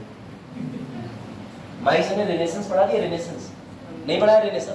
चलो आज जो लोग जुड़ना चाहे जुड़ सकते हैं। शाम को मैं राज्य के विधानमंडल पर क्लास लूंगा, यानी संसद के अलावा बताऊंगा राज्य में विधानमंडल विधानसभा सब क्या होता है, ठीक है। मतलब विधानमंडल के अंदर विधानसभा, विधान परिषद, राज्यपाल के कार्य होते हैं। रहेगी क्लास 35-40 मिनट की, आप जुड़िएगा। कल भी क्लास लूंगा और मंडे से एमसीक्यू सेशन शुरू करेंगे। उसका मतलब ये है कि आप लोग ज्वाइन करिएगा। आधे घंटे इस टॉपिक के एमसीक्यू, गवर्नेंस के क्वेश्चन मेंस के हैं तो आधे घंटे मेंस का क्वेश्चन समझाऊंगा। लेकिन मैंने तय कर लिया है कि जो जो हम टॉपिक कर चुके हैं, जैसे मौलिक अधिकार हो गया, तो मौलिक अधिकार के प्रश्न लगाऊंगा मैं स्लाइड पे। आप लोग आराम से आधे घंटे माइक को सब अपना बंद करके घर में रोटी खाते खाते वीडियो देखिएगा, कोई आपका टाइम नहीं जाएगा। 9 बजे स्क्रीन आ जाएगी आपके डिस्प्ले पर। उसके बाद आप देख रहे हैं तो उसमें प्रश्न आएगा एमसीक्यू, उस एमसीक्यू का उत्तर देने का प्रयास करें, चाहे तो उसमें उत्तर लिख के दे भी सकते हैं और फिर तुरंत ही मैं उसको एक्सप्लेन कर दूंगा कि इसका उत्तर ये क्या होगा और कैसे बनेगा। तो ये एक्टिविटी हम करते हैं। और दुख की बात यह है कि पीसीएस के लिए 50 दिन बचे हैं। जो लोग अभी भी सो रहे हैं वो जाग जाओ, अपने घर पे कैलेंडर रखो या कहीं पे अलार्म लगा लो, जैसे जैसे दिन घटते रहते हैं 1 कट मारते रहा करो। ये आदत डाल लो हर शुभ काम के लिए। हाँ सर कर तो रहे शादी के लिए, बेटा शादी के लिए नहीं, पढ़ाई के लिए करके देखो। हाँ कैलेंडर लगा लो। अब ये भी नहीं, हाँ सर हम बहुत गरीब है, कैलेंडर नहीं, पड़ोसी घर जा रहे हैं, पड़ोसी घर कैलेंडर के अलावा और भी विवाद उठाएगी, तो तभी क्यों आ रहा है जब पड़ोसी आप पे जा रहा है, समझो। हाँ पता चला कैलेंडर मार्क भी कर रहे हो उसके घर जाके। हाँ चलो देखो अगला, देखो अगला। तो सबसे पहले सुप्रीम कोर्ट के बारे में ये तो हो चुका आर्टिकल 19 से, एक बात खत्म हो गई। अब आप ये 4 केस लिख लीजिए आरटीआई की, मजा आ जाएगा। यथावत लिख लीजिएगा, इंडियन एक्सप्रेस को आप भारतीय एक्सप्रेस लिख दीजिए, चाहे इंडियन को आप देवनागरी फंट में लिख दीजिए, छोटी इनकी बिंदी डा में छोटी या। ये 4 केस लिख लीजिए। हमदर्द दवाखाना केस बहुत बढ़िया। हमदर्द दवाखाना कहता था रूहानी ताकतों ने मुकम्मल कर दिया है, हम तुम्हें सही कर देंगे। हाँ तो भैया इसमें सुप्रीम कोर्ट ने कहा रूहानी ताकतें अपने तक रखो, विज्ञापन निकालने की जरूरत नहीं। तो हमदर्द दवाखाना बोला हम तो क्लेम कर रहे हैं हमारी चीजें सही है। ऐसा ही भारत में हाल ही में एक किस्सा और देखने को मिला। पतंजलि वाले वही योग गुरु जो दुनिया को उल्टा देख सकते हैं, बेटा उल्टा का मतलब आंखें बहकी नहीं है, सिर के बल खड़े हो जाते हैं, योग कर लेते हैं। तो उनके अंदर जो उल्टी देखने की कला है दुनिया को, उन्होंने अपनी दवाइयों को भी उल्टा देख लिया। कैसे करके? सर के बल खड़े हो गए और बोले मैंने लाया हूँ कोरोनिल, कोरोल कर दे, कोरोना कर देगी खत्म और आदमी भी बचा तो सही, वरना आदमी भी। हाँ, तो बेटा उत्तराखंड सरकार ने उन्हें मान्यता दे दी, आओ बेचो। उत्तराखंड सरकार के द्वारा मान्यता मिलने के बाद वो बन गए एंटरप्रेन्योर।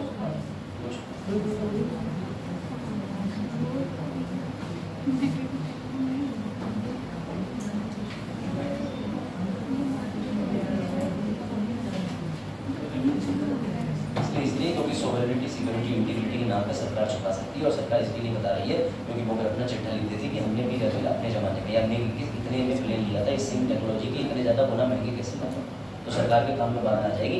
ये तो प्रश्न है जनता का, लेकिन सरकार के पास पूरा अधिकार हम दिखाएं, कोई कारण ना। बेटा ये मोबाइल साइड में रखने के लिए मैं कह दूंगा, क्योंकि मैं समझ सकता हूँ तुम्हारा फोकस नहीं बनता, बीच में जिराफ आ जाता है, लेकिन क्या कर सकते हैं। ठीक है, तो लिखिए भैया ये कुछ केस है, इंडियन एक्सप्रेस के बारे में लिख लीजिए। अगर किसी ने 1857 का विद्रोह सुना है तो भैया ये एकमात्र ऐसा अखबार है जिसने 1857 जैसे विद्रोह करे जन चेतना के मामले में। जैसे लोक सत्ता हिंदी अखबार है जबरदस्त, दैनिक कलेज अमर खबर की बात नहीं कर रहा मैं, ठीक है, और मैं बात कर रहा हूँ इंडियन एक्सप्रेस की। इंडियन एक्सप्रेस गजब अखबार है। सिविल सर्विसेज वाले दो ही अखबार को फॉलो करते हैं आज भी, या तो इंडियन एक्सप्रेस पढ़ते हैं या फिर द हिंदू पढ़ते हैं, क्योंकि ये अखबार जो है ये किसी भी तरीके से सरकार के पक्ष और विपक्ष की बात नहीं करते, ये सिर्फ वही आयाम दिखाते हैं जो कि जनता को जानना चाहिए। ये 4 केस लिख लीजिए, आपको आगे बताऊंगा। ये जजेस केस है, राजनारायण उत्तर प्रदेश केस है, ये भी आरटीआई का है। मैं आपको बस ब्रीफ दे देता हूँ। इंडियन एक्सप्रेस के अंदर मुबारक हो आपका आर्टिकल 19 बचा के ले आया। इंदिरा गांधी जी ने अपने जमाने में नीति बनाई थी कि अखबार के अंदर पन्ने, काट छाट, विज्ञापन सब छुपाए जा सकते हैं, लेकिन इंडियन एक्सप्रेस ऐसा था जिसने इंदिरा जी के समय पे 1973-74 के समय पे अखबार पता कैसे निकाले थे, बड़ा मजेदार तरीके से निकाले थे, बताता हूँ, मजा आ जाएगा।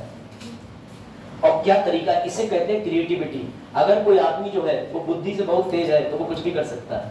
नहीं, मैं अपनी बात नहीं कर रहा, तुम्हारी भी नहीं कर रहा, ठीक।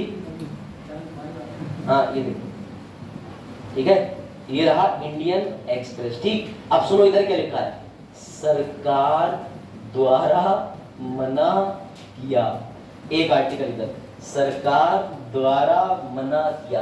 अब जब अखबार में इस तरीके से छप किया जाए और एक सफेद पन्ने पे कहीं पे कॉलम पे लिखा हो सरकार ने छापने से मना किया, सरकार ने मना करा, और नीचे चटपटी खबरें हो, तो तुम्हारी क्यूरियोसिटी बढ़ेगी, ऐसा क्या है जो सरकार ने मना कर दिया। इंडियन एक्सप्रेस केस इसी पर निर्भर था। बोले ऐसा है, सरकार ने मना कर रखा है, और जो सरकार ने मना करा है, हमने तो भैया वो न्यूज छापी थी, सरकार ने मना कर दी, अब हमें सफेद लिख के काले रंग से लिखना पड़ रहा है, सरकार ने दिखाने से मना करा। सुप्रीम कोर्ट के दिमाग की सुप्रीम कोर्ट बोला ये क्या बात है, तो सुप्रीम कोर्ट को भी क्यूरियोसिटी थी जानने की भैया, तो सुप्रीम कोर्ट ने कह दिया कि 19(1)(a) के तहत जो है समाचार माध्यम या समाचार प्रबंधन जनता के लिए होता है, एवं सरकार नीति बना करके उसको नियंत्रित कर सकती है 14 की जगह 11 पन्ने कर दो, लेकिन न्यूज़पेपर प्रिंट मीडिया को परमानेंटली बंद नहीं कर सकते। आप कैसे बंद कर दो, आपको पता होना चाहिए, बड़े बड़े पॉलिटिकल लीडर्स के न्यूज़पेपर ही थे। गांधी जी के न्यूज़पेपर का नाम यंग ओपिनियन, आपको पता है बाल गंगाधर तिलक जी ने 2 अखबार निकाले थे, मराठा अंग्रेजी में और केसरी जो है वो मराठी, मतलब केसरी जो है वो इंग्लिश में और मराठी अंग्रेजी में, केसरी मराठी। तो ये ध्यान रखिएगा। तो जब ये पहला केस हुआ तो बेटा इस केस की वजह से तुम्हारा आर्टिकल 19(1)(a) के अंदर लिखा कहीं नहीं है, लेकिन कहा जाने लगा कि इसमें प्रेस स्वतंत्रता का अधिकार निहित है। अभी भी आप आर्टिकल 19 खोलोगे, उसमें कहीं नहीं लिखा है कि न्यूज़पेपर एक मौलिक अधिकार है, परंतु इन सुप्रीम कोर्ट की व्याख्याओं से तय होता है कि इसमें अधिकार निहित है। हमदर्द दवाखाना, मजेदार केस। हमदर्द वाले लिखते थे, बाखुदा कसम से एक बार हमारा ये इमामी सीरप लीजिए, आपको जो है आनंद आ जाएगा। अब आनंद को तो वो कुछ और ही लिखते थे, नहीं बोलना चाह रहा मैं, ठीक है। एक बार जो है वो तसव्वुर करें, इकरार करें और हमारी दवाइयों से दीदार करें। तो भैया सुप्रीम कोर्ट नुकसान हो गया। सुप्रीम कोर्ट बोला कि क्या ये तसव्वुर दीदार चला रहे हो? बोले हम तो चलाएंगे क्योंकि हम गारंटी करते हैं, हमने बिल्कुल एकदम अपने ईमान और धर्म कर्म से इसमें जो है सारे मंत्र तावीज घंटे सब बांध दिए, और हमारा जो ये गुट्टी सीरप पिएगा वो जीवन भर अम्लीय ताकत लेके पैदा होगा। अब सुप्रीम कोर्ट का दिमाग खराब है। सुप्रीम कोर्ट कह रहा है कि तुम क्या लिख रहे हो हमदर्द दवाखाना में? तो सुप्रीम कोर्ट ने कहा भैया रूहानी ताकतों से छेड़छाड़ मत करो, तुम्हें विज्ञापन निकालने की हम दे रहे हैं, निकाल लो, लेकिन उतना लिखो जितना जरूरी है। अपने विज्ञापन के कॉलम इतने बड़े और न्यूज इतनी छोटी। बोले भैया एक लिमिटेड स्पेस कर दो, इतना बड़ा डिब्बा दे दो, इतना बड़ा डिब्बा मत दो। और यही गलती पर हमदर्द दवाखाना पे अभी सुप्रीम कोर्ट ने बाबा जी को आईना दिखा दिया। बाबा जी भी तो यही कर रहे थे। खबर निकल रही है नरेंद्र मोदी जी इटली जा रहे हैं, इतनी छोटी, और खबर निकली कोरोनिल मारे कोरोना इतनी बड़ी है, और जबकि उसमें लिखा है समुद्र फेन के द्वारा प्रमाणित। मेरे एक बात समझ नहीं आती, लाहौरी नमक जो है, ठीक है, अब वो कितने करोड़ों साल से चट्टान से खोद के निकालते हैं, लेकिन जब वो पैकेजिंग करते थे लिखते हैं केवल 3 माह के लिए वैध। क्यों भैया, इसमें ऐसा क्या मिला रहे हो? जो करोड़ों साल से चट्टान से नमक खोद के ला रहे हैं उसकी वैधता मात्र 3 महीने। इसका मतलब मार्केटिंग कर रहे हैं 3 महीने में नमक चट कर जाओ ताकि हम और बेच लें। खुद बुद्धि लगाओ ना, नमक की कोई वैधता होगी? पैसा कमाना है तो समझिए बात को। अभी विवाद चल रहा है मंजन पे। जो लोग पतंजलि मंजन करते हैं उसमें बता दूं, समुद्र फेन नाम का एक जिंदा जीता जागता जीव जो समुद्र में रहता है, कहते हैं कि उसे मारने के बाद डिकम्पोज करके उस मंजन में मिलाया जा रहा है। तो जितने भी लोग कहते हैं हम तो बहुत दूर रहते हैं, तो भैया अपने दांतों को रगड़ने से सफाई नहीं होती, आंतरिक आत्मा दुष्टताएं हो चुकी है। चल अब आ जाओ। तो हमदर्द दवाखाना में ये तय किया गया यदि आरटीआई अधिकार था। कैसे? क्योंकि इसमें भी यही था कि न्यूज मीडिया में लोगों को अवगत कराओ। राजनारायण यूपी मजेदार केस, जो हमारी क्या कहते हैं इंदिरा गांधी जी थी भैया, वो कभी भी राज्यसभा से यानी कि लोकसभा से चुनाव नहीं लड़ती थी, राज्यसभा से चुनाव जीती जाती, आगे चुपचाप। राज्यसभा में आपको पता होना चाहिए 250 में से 12 सदस्यों को राष्ट्रपति नामित कर देता है। आप कभी जीवन में चुनाव मत लड़ो तब भी आप प्रधानमंत्री बन सकते हो, ऐसा अनुच्छेद 75 का 5 कहता है। परंतु 6 महीने का एक सीमा है, उसके अंदर आपको किसी पॉलिटिकल पार्टी की सदस्यता लेके कहीं से चुनाव जीतना पड़ेगा। और अगर आप राज्यसभा से सदस्य बन गए तो फिर आपको चुनाव भी नहीं जीतना पड़ेगा। पता नहीं इंदिरा गांधी जी को किसने नसीहत दे दी, वो 1773 में चुनाव लड़ गई लोकसभा सीट पे रायबरेली से, और रायबरेली में उनके सामने खड़े हुए राजनारायण जो अपने आप में 35-40 साल का चुनाव का एक्सपीरियंस लिए हुए थे। लेकिन इंदिरा गांधी जी ने अपने ऑफिस को टेम्पर करके, क्योंकि प्रधानमंत्री पद पे थी पहले से, तो उन्होंने अपनी पूरी शक्ति का फायदा उठा के, जैसे आप पे भी आरोप लग सकते हैं या आप किसी नए को भगा दे रहे हैं तो पुराने का फायदा उठा करके, समझ रहे हैं, ऐसे से वास्तविकता भी नहीं है। चलो तो समझिएगा हुआ ये, हाँ समझ आ रहा है ना सब कुछ। इधर इनसे मत बात करो, सही नहीं है ये पढ़ाई के मामले में। देखो तो हुआ ये कि राजनारायण और अरे जो यूआई मतलब यूनियन ऑफ इंडिया, भारत संघ, भारत संघ, भारत संघ, भारत संघ। ठीक, आ जाओ बेटा, मैंने भारत संघ बोला, भारत संघ नहीं बोला कि उन्हें राय दे रहा हूं, भारत संघ। समझो, फिर से बात समझो।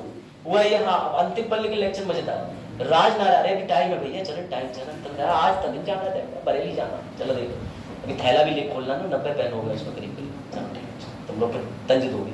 तो राजनारायण यूपी वाले केस में सुनिए आप, मजेदार बात सुनिए कि जब ये केस हुआ तो बेटा दौर था 1976 का, ठीक है।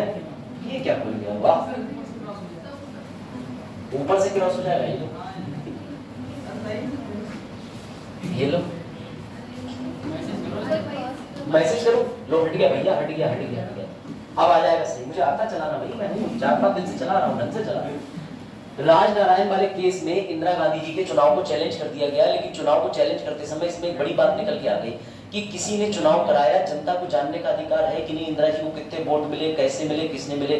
तो यहाँ पर आरटीआई की मांग उठ रही थी। मैं आपको आरटीआई के लिए केसेस बता रहा हूँ, जन आंदोलन बता रहा हूँ, फिर बता रहा हूँ केंद्र राज्य के उठाए कदम। हम 3 चीजें पढ़ रहे हैं। तो केसेस में आरटीआई की मांग इस केस के बाद भी शुरू हो गई थी कि प्रत्येक व्यक्ति को ये जानने का अधिकार है कि उसकी सरकार किस तरीके से अपने कार्यालय का प्रयोग करती है। और आज की डेट में विडंबना समझिए, सुभाष अग्रवाल का केस है जिसमें सुप्रीम कोर्ट का सीजीआई का जो कार्यालय है वो भी आरटीआई के दायरे में आता है। ये बात जान लीजिएगा, आरटीआई भी आरटीआई से मतलब सीजीआई, भारत के सीजीआई का ऑफिस भी आरटीआई से अछूता नहीं। चल अब आगे बढ़ते हैं।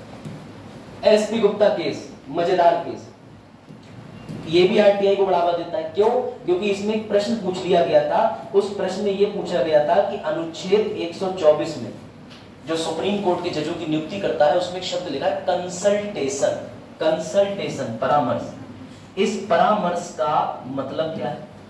इसका मतलब जनता जो है वो किसी भी तरीके से किसी शब्द को जानना चाहती है, इसके लिए देश में कानून बनाने की जरूरत है। तो ये 4 केसों से कहा जाता है कि आरटीआई के फाउंडेशन केसेस बने, जिसकी वजह से आरटीआई की मांग तेजी से हो गई।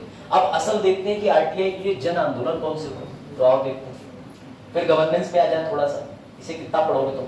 तो भैया लिखो, अरुणा रॉय नाम की एक महिला थी जो कि महिला आईएएस थी, और ये अपनी नौकरी से कुछ खुश नहीं थी। रिजाइन मार दी, रिजाइन। तुम सोचते हो हम आईएएस बनेंगे, रील लगाएंगे, वो रिजाइन मार दी, आर से रील, आर से रिजाइन। और मार क्यों दी रिजाइन? क्योंकि कुछ लोग इस सिस्टम में गलत फंस जाते हैं। आप में से हर कोई आईएएस बनना चाहता है, लेकिन आईएएस बनने के बाद के जो लोग अपने जीवन को लिख देते हैं किताबों में, एक बार पढ़ा करो, ये भी हो सकता है कि तुम आईएएस के लिए फिट ना हो, और ये तुम्हें तब रियलाइज हो जब तुम आईएएस की नौकरी में जाने के बाद 1 साल अपना जीवन दे चुके हो सकता है तुम इतना सेंसिटिव हो कि तुमसे घर पे मम्मी कहते हैं खाना खा ले, अब तुम रो रहे हो, मुझे डांट दिया। अब जहां तुमसे विधायक जी हिंदी साहित्य के वो शब्दों का प्रयोग करेंगे जिसके बाद तुम्हारी अंतरात्मा तो मरी जाएगी। तो अपनी पर्सनैलिटी को जान के अपनी नौकरी का स्तर तय करें। जरूरी नहीं है आप IAS ही बने, या मैं IAS बन जाऊं या मैं जज ही बन जाऊं, कोई बात नहीं भैया, बढ़िया रिक्शा चलाएंगे, चूड़ियों की दुकान खोलेंगे प्रिंसिपल के साथ। समझ गए? अब ये भी मतलब नहीं कि सर डिमोटिवेट कर रहे हैं, आज ही रिक्शा की फॉर्म आए हुए, 100 रुपए का फॉर्म है, 2 लाख का रिक्शा है। मैं आपको ये बता रहा हूँ कि आप जिस नौकरी के हिसाब से परफेक्ट हैं उस नौकरी का चयन करें। कल को आप इस नौकरी में आने के बाद ऐसा ना कर बैठे कि आपकी वाइफ और आप में टकरार हो और आप ट्रेन के सामने आ जाए। सच किस्सा बता रहा हूँ कि आप ऑफिस में बैठ के भी हाल ही में अपने आप को गोली से शूट आउट कर दे कि वाइफ कहते मैं तो मैं के जाके रहूंगी। तो ऐसे आप ना बन जाए। इतने कमजोर हृदय के लोगों का इस वरिष्ठ सेवाओं में, इन प्रख्यात सेवाओं में जिसका बहुत ज्यादा प्रचार होता है और लोग अट्रैक्ट होते हैं, ऐसी नौकरी में मजबूत हृदय के आदमी का ही आदान करना जरूरी है, ये ध्यान रखिएगा। तो समझ गए? अब सुनो जरा ध्यान से। आंदोलन क्या हुआ कि इनके साथ में एक व्यक्ति और ज्वाइन करा, 2 लोग थे, सूत्रधार या कर्णधार, अरुणा रॉय, निखिल देव। बेटा इन लोगों ने मिलकर एक संगठन बनाया, मजदूर किसान शक्ति संगठन, 1987 में। ये करता क्या था? तो बड़ा मजेदार बात थी, जिले का नाम था पाली। अब होता क्या था पाली के अंदर कि बीडीओ साहब जो है वो कागज चढ़ा देते थे कि हमने पेमेंट कर दिया मजदूर का। अब जो मजदूर का पेमेंट था वो मजदूर तक पहुंचा या नहीं पहुंचा, इसको लेकर के मजदूर बड़ा परेशान थे। मजदूर ने मांग करी कि हमारे पेमेंट दिखाया जाए, हमें कितना दिया, हमारे पास तो पहुंचा नहीं है, कागजों में सारी एंट्री हो गई। तो साहब जब इस पे बहुत ज्यादा प्रेशर पड़ा, जन सुनवाई से पहले, जन सुनवाई बाद में आएगा, इससे पहले सुन लीजिए, जब बहुत ज्यादा प्रेशर पड़ा तो सरकार के दबाव के कारण बीडीओ साहब ने दस्तावेज जो है वो पब्लिक करे। जब दस्तावेज पब्लिक के समक्ष रखे गए तो सच में पाया गया कि काफी लोगों की सैलरी जो है वो झूठी चढ़ी हुई है कागजों के अंदर। इस वजह से क्या हुआ, पहली बार कहते हैं कि ये ऐसा केस था जिसमें RTI अधिनियम तो नहीं बना था, लेकिन लमसम हम RTI जान चुके थे कि सरकारी कार्यालय से किसी भी रिकॉर्ड की मांग करना। और इसके बाद में ये निश्चित कर दिया गया कि प्रत्येक सप्ताह जन सुनवाइयां होंगी उस समय। लेकिन ये फैसला भी कारगर नहीं रहा। क्यों? क्योंकि जन सुनवाई जो कि सोशल ऑडिट का भाग है, वो जन सुनवाइयां उस समय विफल हो रही थी। इसमें भी अधिकारी बैठते थे और अधिकारी सीमित जानकारी उपलब्ध कराते थे। तो जरूरत थी भारत में एक ऐसे दस्तावेज की जिसमें सामने वाले व्यक्ति को सीमित अवधि के अंदर जुर्माने के साथ जनता को प्रतिबद्ध तरीके से मांगी हुई जानकारी प्रदान कराना। मैं फिर से रिपीट कर रहा हूं, जरूरत थी भारत में ऐसे कानून की कि जनता को सीमित समय में स्पष्ट जानकारी और प्रतिबद्ध तरीके से, समझ रहे, दबाव में जुर्माने के साथ प्रदान कराना। इसी को बोलते हैं RTI। बात आई समझ में? अब देखते हैं आगे क्या होता है। चलो अब आगे आता हूं। राजस्थान ने सबसे पहले लागू करा, ये आपने पढ़ा होगा, ये झूठ है। राजस्थान ने बस लागू करा, इतना याद रखिएगा। सबसे पहले राजस्थान ने लागू करा। RTI सबसे पहले किन राज्यों में आई, नोट कर लीजिए फटाक से।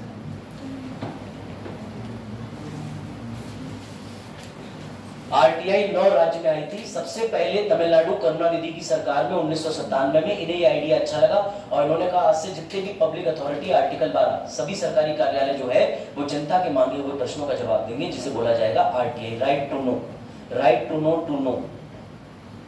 फिर आया गोवा में। सर गोवा में क्या जरूरत पड़ गई, वहां तो सब लोग वैसे भी मस्त रहते हैं। बेटा कभी कभी सरकार से प्रश्न पूछने के लिए मस्त होकर ही पूछने पड़ते हैं। बिल्कुल ठीक। लेकिन सबसे पहले विवाद हो गया था। पहले ये तय नहीं था कि कानून राज्य बना, केंद्र बना रहा है, लागू राज्य पे कर रहा है, तो समावर्ती महत्व क्या रह गया। लेकिन समावर्ती सूची यही कहती कि दोनों बना सकते हैं कानून, हाँ लागू भी कोई भी कर सकता है। बच्चों बताओ समवर्ती सूची में कितने विषय आते हैं? 21 नहीं आते, 51। केंद्रीय सूची में 97, राज्य सूची में 65।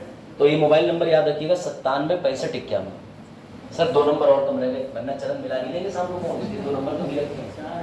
हाँ 4 है नहीं, कोई बात नहीं,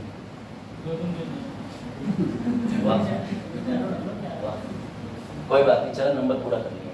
लिखिए बेटा, सर्वप्रथम RTI लाने का प्रयास कर्नाटक ने करा था 1996 में, लेकिन लेके कब आ पाया, 2000 में।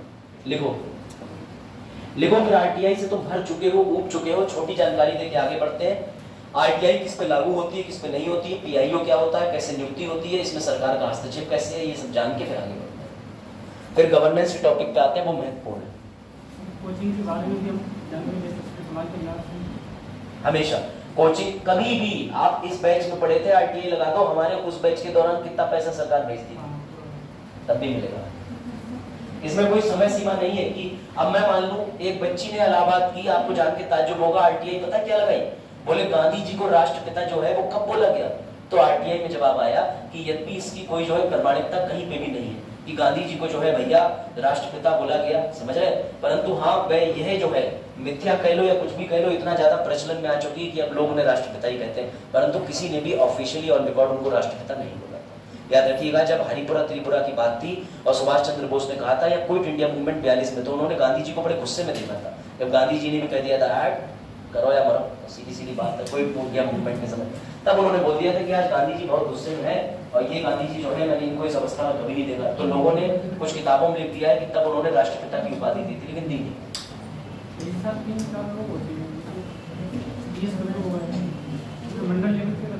बिल्कुल सही, बिल्कुल ठीक जो है किसी से भी आप आरटीआई किसी भी स्तर के किसी कर्मचारी से मांग सकते हो। और बताओ व्यक्तिगत जीवन में आप इस पे जो प्रदीप है इनके लिए मांग सकते हो कि ये कितने बजे से लेकर के पूरे दिन में इनकी दिनचर्या क्या है सरकारी कार्य के प्रति, ये भी इसमें कवर हुआ है। उस बीच में अगर ये आइसक्रीम खाते तो वो नहीं भले ही बताए कि कौन सी खाता हूँ, लेकिन इन्हें पूरी दिनचर्या प्रदान करनी पड़ेगी। जैसे मान लो किसी ऑफिस में आरटीआई डाले तो उनके क्या इम्पोर्टेंट है कि मतलब आरटीआई। मैं आपके सारे प्रश्न ले लूं, यहाँ रख लूं, प्रश्नों को ये करके हल करूं, मजा आए। चलिए आइए प्रश्न लेते हैं आपके, ठीक है। तो पहले आप इसको और लिख लीजिए, आपको एक मजेदार किस्सा और बता दे रहा हूं। आपको ये तो पता होगा कि आरटीआई लाने का प्रयास जो है वो आई.के. गुजराल ने सबसे पहले करा था, जब उन्होंने कॉन्फ्रेंस कराया। फिर 1991 में मैंने आपको बताया था पीवी नरसिम्हा राव ने प्रयास करा, लेकिन उससे पहले 1989 में बीपी सिंह ने भी आरटीआई लाने का प्रयास करा था। अब आपको एक मजेदार किस्सा बता देता हूँ राजनीति का। मोरारजी देसाई सरकार कोई बता सकता है कैसे टूटी? मेरा प्रश्न आपसे ये है कि मोरारजी देसाई की जो सरकार थी कोई बता सकता है कैसे टूटी? मोरारजी देसाई 1977 में देश के पीएम बन गए। समझना, इंदिरा जी आपातकाल के बाद चुनाव हार गई, चुनाव हारने के बाद सरकार गिर गई, सरकार गिरने के बाद मोरारजी देसाई जनता दल की सरकार बनी। हुआ ये कि मोरारजी देसाई के साथ, ये किस्सा तो बड़ा इंटरेस्टिंग है, चरण तुम्हारे ऊपर है। मोरारजी देसाई को जिसका गठबंधन या जिसका संरक्षण प्रदान था वो व्यक्ति थे चौधरी चरण सिंह। हाँ, अब जो भैया चरण सिंह थे ये उस समय डिप्टी प्रधानमंत्री थे देश के, और देश में कोई डिप्टी प्रधानमंत्री नाम का संवैधानिक पद नहीं है। ये खुश करने के लिए करा जाता है कि मान के चलो हम टीचर, सलोनी आज से उप टीचर। अब सलोनी के मैं उप टीचर जब 2000 हम ही ले रहे हैं, हम ही आए पढ़ाए जा रहे हैं, छुट्टी में हम नहीं आ रहे हैं, तुम्हें भी नहीं आने दे रहे, क्या बात की उप टीचर। लेकिन क्या है, खुश कर दिया। तो भैया लोग शपथ लेते हैं, तो शपथ लेते समय कहते हैं मैं डिप्टी पीएम हूँ। ऐसा देवी लाल का एक केस है बड़ा अच्छा, वो हम फिर कभी समझेंगे, देवी लाल जी का केस, ठीक, हरियाणा का। अब सुनो जरा, इंदिरा जी बोली चरण से फोन मिला के, सुनो तुम डिप्टी पीएम हो, डिप्टी पीएम, चरण सुनना, तुम एक काम क्यों नहीं करते, मोरारजी का तख्ता पलट करके तुम पीएम बनना चाहिए, तुम तो पीएम बनने लायक हो और हम चाहते हैं कि तुम पीएम बनो। अब चरण के दिमाग में ये बात बैठ गई कि डिप्टी से सीधे पीएम। अब चरण बड़े कुछ, यहाँ चरण मंत्री जी की मैं बात कर रहा हूँ, अपने चरण की बात नहीं कर रहा, नाम ही उनका भी भैया चरण सिंह ही था। चरण सिंह मंत्री जी बड़े कुछ, सुनना ध्यान से। ये मोरारजी देसाई के पास गए, बोले मैं अपना गठबंधन वापस ले रहा हूं। मोरारजी देसाई घबरा गए, ये गठबंधन वापस लेके आए और रात में इन्होंने मतलब सीधे ऐलान कर दिया कि हम अपना गठबंधन वापस लेते हैं। सब समझ चुके हैं मोरारजी देसाई की सरकार गिरने वाली है। ये बड़े कुछ, उन्होंने रात में इंदिरा जी को 12 मिस कॉल दी, एक भी फोन नहीं उठाया। बोले अगले दिन मैं शपथ लेने चाहता हूँ, इंदिरा जी सीधे गोल, इंदिरा जी ने एक भी बार फोन नहीं उठाया। रात में ये बेचारा 12 बार फोन मिला रहे, उठा लो उठा लो उठा लो। अगले दिन इंदिरा जी मिलती है और अगले दिन इंदिरा जी के सुबह ये कार्यालय में जाते हैं तो इंदिरा जी से प्रश्न पूछते हैं कि मैडम आपने तो कहा था आप समर्थन देंगे, अब आपका समर्थन है ना? बोले मैंने कहा था कि आप पीएम अच्छे लगते हैं, ये थोड़ी कहा था कि आप पीएम बन ही जाओ मैं आपको समर्थन दूंगी, ये तो मैंने कहा ही नहीं। मैंने कहा कि आप डिप्टी पीएम से बेहतर पीएम लगेंगे। अब इनकी हवा खराब हो गई, गाजे बाजे के साथ स्वागत होना था देश के प्रधानमंत्री का, और समझो बिना दूल्हे के बारात हुई, ये पहुंचे ही नहीं, डर के मारे चरण सिंह। और वहीं पर यही हुआ कि बस इंदिरा जी खड़ी हुई थी, उन्होंने कहा राष्ट्रपति ऐसे मामले में फैसला लेता है, क्योंकि राष्ट्रपति के पास फ्लोर टेस्ट करने का होता है, नई सरकार बनाने के लिए संसद के समक्ष 30 दिन देने का समय जो होता है वो राष्ट्रपति के पास होता है। निर्विरोध राष्ट्रपति चुने गए निर्मला संजीवन रेड्डी, आराम से कांग्रेस के लोगों ने शपथ ली और हैप्पी बर्थडे टू इनकी सरकार। ये होता है बेटा, समझ के चलना। सरकार गिराने के लिए कभी कभी झूठे वायदे करे जाते हैं। आप पीएम पद पर अच्छे लगेंगे तो भैया चरण जी विजिट ही नहीं कर पाए, बड़ा अच्छा किस्सा। हाँ, बाद में बने थे प्रधानमंत्री, लेकिन इनके समर्थन से तो नहीं बने। अब मौके पर लांसी कहते हैं भैया परसों नेहरू पार्क मिलना, भैया पहुंच के सामान लेके खाने का। अब भैया अकेले बैठे, लांसी फोन ही नहीं उठा रही है, लांसी बोले लांसी धोखा दे ऐसा। और लांसी परी करेगी, मैंने कहा था नेहरू पार्क मिलते, ये थोड़ी कहा था अभी मिलेंगे 1 घंटे में या कल सुबह मिलेंगे। तो शब्दों का चयन है मित्र, समझिए बात। चलिए अब आरटीआई पे आपके जो जो प्रश्न है वो कॉमन प्रश्न होंगे। आइए कुछ प्रश्न ले लेते हैं आरटीआई पे। बताइए आपके जो जो प्रश्न है पूछिए। प्रश्न 1, हाँ पूछो। जैसे अभय का एक प्रश्न था, अभय क्या प्रश्न था? आरटीआई डालते हैं तो उनमें मतलब क्या रिकॉर्ड रहता है कि आरटीआई वाली है, मतलब चाहे तो उसको हटा भी सकते हैं आप।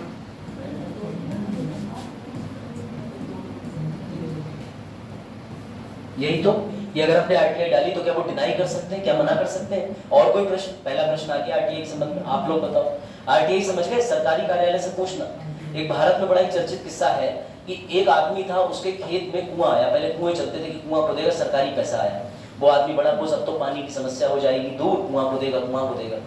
उसने क्या करा, उसने कुआं खुदवाने के लिए सरकार के पास गया। वो अखबार की न्यूज़पेपर की कटिंग लेके गया, जियो लेके गया। सरकार बोली हाँ हाँ आया आया आया बन जाएगा। वो चक्कर काटता रहा, कागजों पर कुआं बनता गया। इतना बन गया कि कुएं का उद्घाटन भी हो गया, लेकिन कुआं वास्तविकता में वहां पर मौजूद ही नहीं था। एक दिन वो पिता और उसकी बेटी जो बैठी हुई थी, वो दोनों बैठे हुए इस बात पर चिंता कर रहे हैं कि अब क्या होगा। पानी लाने के लिए आज भी यहाँ जाना पड़ता है, वहां जाना पड़ता है। तो बेटी ने अपने पापा का हाथ पकड़ा और बोली चलो पापा एक काम करते हैं। वो अपने पापा को ले गई थाने, और थाने में पहली रिपोर्ट दर्ज हुई कि कुआं चोरी हो गया। सोचने की बात है, क्यों कुआं? हाँ, अगर आप लोगों ने देखा तो मूवी का भी कंसेप्ट है। तो बेटा उसमें जब ये कुआं चोरी हो गया तो भाई सब सदमे में आ गए। अब सदमे में आ गए, बोले कुआं चोरी कैसे हो सकता है? बोले जब कुआं था, आज नहीं है, तो कुआं चोरी हो गया। तो समझिए आप, ऐसे आप भी सरकारी कामों का ब्यौरा ले सकते हैं, यही आरटीआई है। अगला प्रश्न पूछिए। और बैंक में डाल सकते हैं? हाँ बैंक में लगती है। और बताइए अगला प्रश्न। एनजीओ पे, ठीक है। अगला प्रश्न। और क्योंकि मैं एडवोकेट भी हूँ ना, तो मैं आपको एक्स्ट्रा जानकारी दे दूंगा इसको। हाँ और हाँ यही प्रश्न है बस। हाँ प्राइवेट जीवन में, हाँ मंत्री के खिलाफ नहीं पड़ती, मंत्री के सूचना मांगती, ये किसी के खिलाफ नहीं होती। इसमें आप बस पूछ रहे हो कि हमें बता दो। नहीं मतलब मंत्री से पूछ तो सकते हैं उनसे। अरे बिल्कुल पूछ सकते हो, वो तो भैया जननायक। जवाब देंगे, कोई जवाब नहीं। बढ़े आगे। तो सुनो भैया, आरटीआई का रिकॉर्ड हमेशा रहता है आरटीआई का। और जितने भी आरटीआई का रिकॉर्ड है, सुनिए ध्यान से, वो पब्लिक भी कर दिया जाता है वेबसाइट पर कि किसने आरटीआई डाली। आपके आरटीआई में डाले हुए प्रश्न जो है वो आपके ऊपर रहता है। ये प्रश्न पब्लिक नहीं किए जाते, क्योंकि कभी कभार कुछ प्रश्न ऐसे होते हैं उटपटांग, जिनका कोई सिर पैर नहीं होता। वो आमतौर पर मना नहीं करते हैं, पब्लिक जानकारी पब्लिक डोमेन में उपलब्ध करा देते हैं। बच्चे गिन लो, चलो कितने साल पुरानी थी? कितना भी साल पुराना, अनलिमिटेड। अब सुनिएगा, आपको विभाग तभी मना करेगा जब वह जानकारी जो है वो किस तरीके की है, तो समझना। यानी आप सहनशीलता की बात, क्या कहते हैं, संवेदनशील वर्ड है। संवेदनशील, सहनशील तो व्यक्ति हो जाता है दुख के बाद। चरण तुम याद आ गए, ठीक है। सेंसिटिव और डिफेंस के मैटर में, जैसे आईबी है, रॉ है, आर्मी के मैटर्स हैं। इसके अलावा कोई भी गवर्नमेंट चाहे तो मना कर सकती। सोवरेनिटी, सिक्योरिटी, यूनिटी, इंटीग्रिटी, देश की संप्रभुता, अखंडता, एकता पर ऐसी कोई भी चीज ये सरकार तय करेगी। यानी कुल मिलाकर के आरटीआई में सरकार इन कुछ चुनिंदा चुन्नों पर सेक्शन 22 और सेक्शन 25 तक में निर्धारित है, इनमें आपको आरटीआई देने से मना कर सकती, जानकारी देने से। हाँ पूछो। जैसे ऑनलाइन तो रिकॉर्ड रहता है, जैसे ऑफलाइन में अगर पोस्ट ऑफिस के द्वारा भेजा है उसका भी रिकॉर्ड रहता है। नहीं तो उनका है रिकॉर्ड, अगर वो चाहे तो उसको मतलब हटा सके ना? नहीं, आरटीआई आज तक जितनी पड़ती है उसका ब्यौरा जाता है। उसका ब्यौरा इसलिए जाता है क्योंकि ये सब गवर्नमेंट का पार्ट है, ऊपर सिस्टम पे अपलोड होता है। सिस्टम का मतलब वेबसाइट पे कि इस राज्य के अंदर इस विभाग पे कितनी आरटीआई से सूचना मांगी गई, इस सब का ब्यौरा ऑनलाइन कर दिया जाता है। जब ऑनलाइन नहीं भी होता था तब भी इनके द्वारा मांगी आरटीआई की एक फाइल होती है ऑफिस में, उस फाइल के अंदर आपकी मांगी आरटीआई की प्रश्न समेत एक फार्म भर के रख दिया जाता था। रिकॉर्ड हमेशा रहता है। जैसे मान लो मैंने किसी ऑफिस में आईटी डाली, अब उनके मतलब वो आईटी पहुंच गई है, अब वो अगर चाहे तो हटा सकते हैं, लेकिन उनके मतलब क्या रिकॉर्ड है कि मतलब उनके पास में यही रिकॉर्ड रहेगा कि उन्हें आरटीआई का, उस आरटीआई का जो भी जवाब दिया, ये आपको मना करा, तो वो ये लिख के भेजेंगे। जैसे मान के चलो आपने आरटीआई लगाई और मुझे कोई सूचना नहीं देनी है, तो मैं मना कैसे करूंगा आपको? हटा दी। अच्छा समझ गया, आप ये कहना चाह रहे हो कि अगर किसी भी ऑफिस तक आरटीआई तो पहुंच गई है, लेकिन वो इस बात को एक्सेप्ट ही नहीं कर रहे कि कोई कागज मैंने भेजा है, ये गायब कर दे रहे हैं। तो सुनिए भैया, इसकी जानकारी के लिए आप जा सकते हो कोर्ट के पास। आपके पास में रजिस्टर्ड डाक की पर्ची होती है, और अगर आप ऑनलाइन आरटीआई दाखिल करते हैं तो आपके मोबाइल नंबर पे एक बहुत बड़ा सा रजिस्ट्रेशन संख्या आएगी। आप उसको लेकर के न्यायालय भी जा सकते हो, या उच्च अधिकारी से मिल सकते हो कार्यालय में जाके कि मैंने ये आरटीआई ऑनलाइन या आरटीआई ऑफलाइन फाइल करी थी, आप मुझे इसका उचित जवाब दीजिए। तो वो देगा, वो बेवश है, इसीलिए तो ये पंजीकृत सिस्टम कर दिया गया। हाँ डाक लेके जाता है, उसको डाक देता है, विभाग को शांत करवाया। हाँ बिल्कुल कराता है, रिसीविंग कराता है। अब तो ये भी चल गया है, अगर कोई विभाग का अधिकारी नहीं ले रहा तो उस पर क्या लिख देते हैं, लेने से इनकार किया, और कहते हैं लो साइन मारो, लेने से मना कर लो, वरना ठीक है हम ले रहे हैं। थोड़े दिन में आप देखना डाकिए इतना बड़ा मोबाइल लेके घूमेंगे और क्लिक कर लिया करेंगे कि कौन दरवाजे पे लगा। पहला सवाल हल हो गया। इसका आपके पास ऑनलाइन रिकॉर्ड भी रहता है, चिट्ठी भी रहती है और डाकिया भी रहता है, तो चिंता ना करिए। बैंकों पे आरटीआई यस, एनजीओ पे आरटीआई यस। एनजीओ इसलिए क्योंकि एनजीओ सबसे बड़ी बात यह है कि गवर्नमेंट ने एनजीओ को लेकर भारत में कानून बना रखे हैं। आप उनसे वो सवाल पूछ सकते हो कि एनजीओ क्या करती है। दूसरी बात यह, एनजीओ पब्लिक और प्राइवेट दोनों तरीके की होती है। आप प्राइवेट एनजीओ पे भी डाल सकते हो, पब्लिक एनजीओ पे भी डाल सकते हो, ये ध्यान। प्राइवेट जीवन पर नहीं। अगर आपका प्राइवेट जीवन जो है वो किसी सरकारी संस्था से समर्पित है, जुड़ा हुआ है, तब भी उस प्राइवेट जीवन के सरकारी काम को लेकर के प्रश्न पूछ सकते हो, लेकिन निजी जीवन पे प्रश्न नहीं पूछा जाए। ये बात आई समझ? हाँ हाँ बताइए, पूछिए। आरटीआई कानून जो है वो कहने के लिए मौलिक अधिकार में क्या आता है? हाँ आता है, आर्टिकल 19 के तहत। सीधे क्वेश्चन ये है कि आरटीआई की चुनौतियां क्या हैं? आरटीआई क्रियान्वयन में कौन-कौन सी चुनौतियां हैं? अच्छा, क्रियान्वयन में चुनौतियां, बिल्कुल सही प्रश्न है। हाँ बिल्कुल डाल सकते हैं, गैर सरकारी संगठन पे भी आप डाल सकते हैं। बहुत सारी, केजरीवाल की संगठन थी पहचान, उस पर तो खूब आती थी।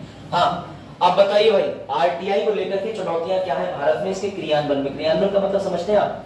आरटीआई के इम्प्लीमेंटेशन। बताइए, पहले एक दो सवाल इनके ले लेता हूं, फिर बताता हूं क्या चुनौतियां हैं आरटीआई क्रियान्वयन। बताइए चैलेंजेस, बताइए। पहले जनता का सवाल ले, क्या लगता है कि आरटीआई में क्या इसका इम्प्लीमेंटेशन सफल तरीके से क्यों नहीं हो पा रहा? आखिरी बार इसमें संशोधन भी हुआ है 2019 में, एक विधेयक लाया गया था 2018 में। बताइए आपको क्या लगता है? हाँ अवेयरनेस, ठीक, एक पॉइंट और बताओ भाई राजेश, क्या लगता है? अच्छा रिस्क, चलो एक लिया अवेयरनेस, और दूसरा बताया रिस्क, लिख देता हूं मैं, चलो मान लिया किसी व्यक्ति के पास अभाव है। और बताइए, हाँ और कोई पॉइंट क्या लगता है कि आरटीआई भारत में? तेज बताओ, कोई पॉइंट बताने का प्रयास करो। ये नहीं होता जैसे जहां तक आरटीआई डाले तो वहां तक पहुंच ही ना पाए। वो तो पहुंचेगी। और नहीं कोई बात नहीं, उत्तर देने का प्रयास करना जरूरी है, जरूरी नहीं सही हो। और कोई? हाँ शिक्षा का पाव, ठीक। और इंटरेस्ट नहीं लेते, ठीक है। और हाँ और कोई लगता हो पॉइंट? ठीक, चलो भाई अब इसकी बात करते हैं कायदे से। समझना, सबसे पहली बात तो ये है, आरटीआई कानून जो भारत में आया है, आप जान लीजिए 2002 से प्रयास हुए, 2005 में लागू हुआ, अंतिम संशोधन विधेयक में पारित किया गया। इसमें क्या किया गया, सबसे पहले जब आरटीआई का जन्म हुआ तो किसी भी प्रकार का किसी भी प्रकार की सीमा तय नहीं करी गई थी। कोई भी पीआईओ के ऊपर दिन की हफ्ती तो थी ना, तो कोई जमाना था ना कुछ था, सब बड़ा कैजुअली लेते थे, अवेयरनेस भी नहीं थी। दूसरी बात यह है, कोई भी आरटीआई का स्ट्रक्चर नहीं था, पहली चुनौती में सबसे पहली चीज। आज भी आपसे अगर मैं पूछूं कि आप आरटीआई डालिए किसी विभाग पे, तो सबसे पहले आप ये सोचेंगे किस विभाग के अंतर्गत में आता है। आपको ये पता होना चाहिए कि आरटीआई उसी संबंधित विभाग में डालेंगे। तो पहली चुनौती तो 2002 के स्तर पे ये थी, जब 2005 में लागू करा, इसको भी सुधार दिया। अब आप आरटीआई किसी भी अधिकारी के पास दे दो, अगर उस विभाग की नहीं है तो ऑटोमेटिकली आपकी आरटीआई को वो ट्रांसफर करेगा, चाहे ऑनलाइन हो जाए चाहे ऑफलाइन हो जाए। दूसरा, पहला स्ट्रक्चर, और दूसरा इंडिया में लॉस का अभाव, तीसरा प्रचार है, चौथा सरकार की मंशा है, पांचवा अधिकारी की कमी, पब्लिक ऑपरेशन, छठा लोक सेवक एवं जनता की सुनिश्चित भागीदारी नहीं है। ठीक, अगला इंप्लीमेंटेशन ऑफ लॉस में प्रॉब्लम है, लोग उस पूरी प्रोसेस को करना नहीं चाहते। आठवां आरटीआई कानून का अभाव, और नवा राज्यों के द्वारा पूर्व में आरटीआई को लेकर कोई भी ऐसा उदाहरण या कुछ भी सेट नहीं है कि हमने आरटीआई के एवज में किसी अधिकारी को दे दिया हो, इस वजह से ठीक चलती रहती है। अब ठीक है, ये बात आई समझ में? इतने बेसिक पॉइंट आए कि नहीं? इनमें से कोई पॉइंट में डाउट हो तो बताओ। बताइए कृष्णपाल, और क्या ऐड करेंगे? और कुछ ऐड करना हो तो बताइए। हाँ, लॉ का अभाव का मतलब ये है कि अगर 2005 में इतना अच्छा कानून बनाते तो 2019 में कानून बदलने की आवश्यकता क्या पड़ती? मैं आपको बता दे रहा हूं कैसे। सुनिए, आरटीआई के अंदर दो तरीके के ऑफिसर होते हैं, एक केंद्र में होगा, एक राज्यों में होगा। इसे क्या बोलेंगे? इसे ये बोलेंगे, ठीक। इनकी सहभागिता के लिए एक कर्मचारी भी दिया जाएगा इन्हें, जो एक्स्ट्रा एडिशनल या असिस्टेंट होगा, ठीक है। इनके साथ काम करेगा एसीपीआईओ, एएसपीआईओ, ठीक। यानी कि मुख्य कौन होगा? सीपीआईओ और एसपीआईओ। इनके अधीन कौन काम करेंगे? एडिशनल। इसकी संरचना के बारे में बात कर दी कि ऐसे ऐसे स्तर पर अधिकारी होने चाहिए। आप समझिएगा, सेंट्रल लेवल पर होता है पीआईओ के स्तर का अधिकारी, चीफ इंफॉर्मेशन कमिश्नर, सीआईसी, यानी कि मुख्य सूचना अधिकारी, ठीक है। ध्यान रखिएगा, इसका कार्यकाल कितने वर्ष का होता है? कब तक करेगा? ठीक। अब ये आपको किस लिए बताया गया है कि ये सरकारी हर काम की आपको जानकारी दे। अब मान के चलिए आप वर्तमान सरकार की अवहेलना करना चाहते हैं, वर्तमान सरकार के प्रति कोई जानकारी लेना चाहते हैं, तो सबसे पहला विभाग तो ये है इनकी नियुक्ति को लेकर। इसलिए सरकार आरटीआई आप कितनी भी डाल लो, आरटीआई पे अभी तक जुर्माना बहुत बड़ा नहीं लगा देश में। कोई आरटीआई पे सुप्रीम कोर्ट का फैसला नहीं आया। कोई आरटीआई को लेकर के मुझे ऐसा बता दीजिए कि सजा जो एक एग्जाम्पल सेट कर गई हो उदाहरण स्वरूप, अभी तक ऐसा कुछ नहीं हुआ। क्यों? इसकी नियुक्ति पता है कौन कौन करता है?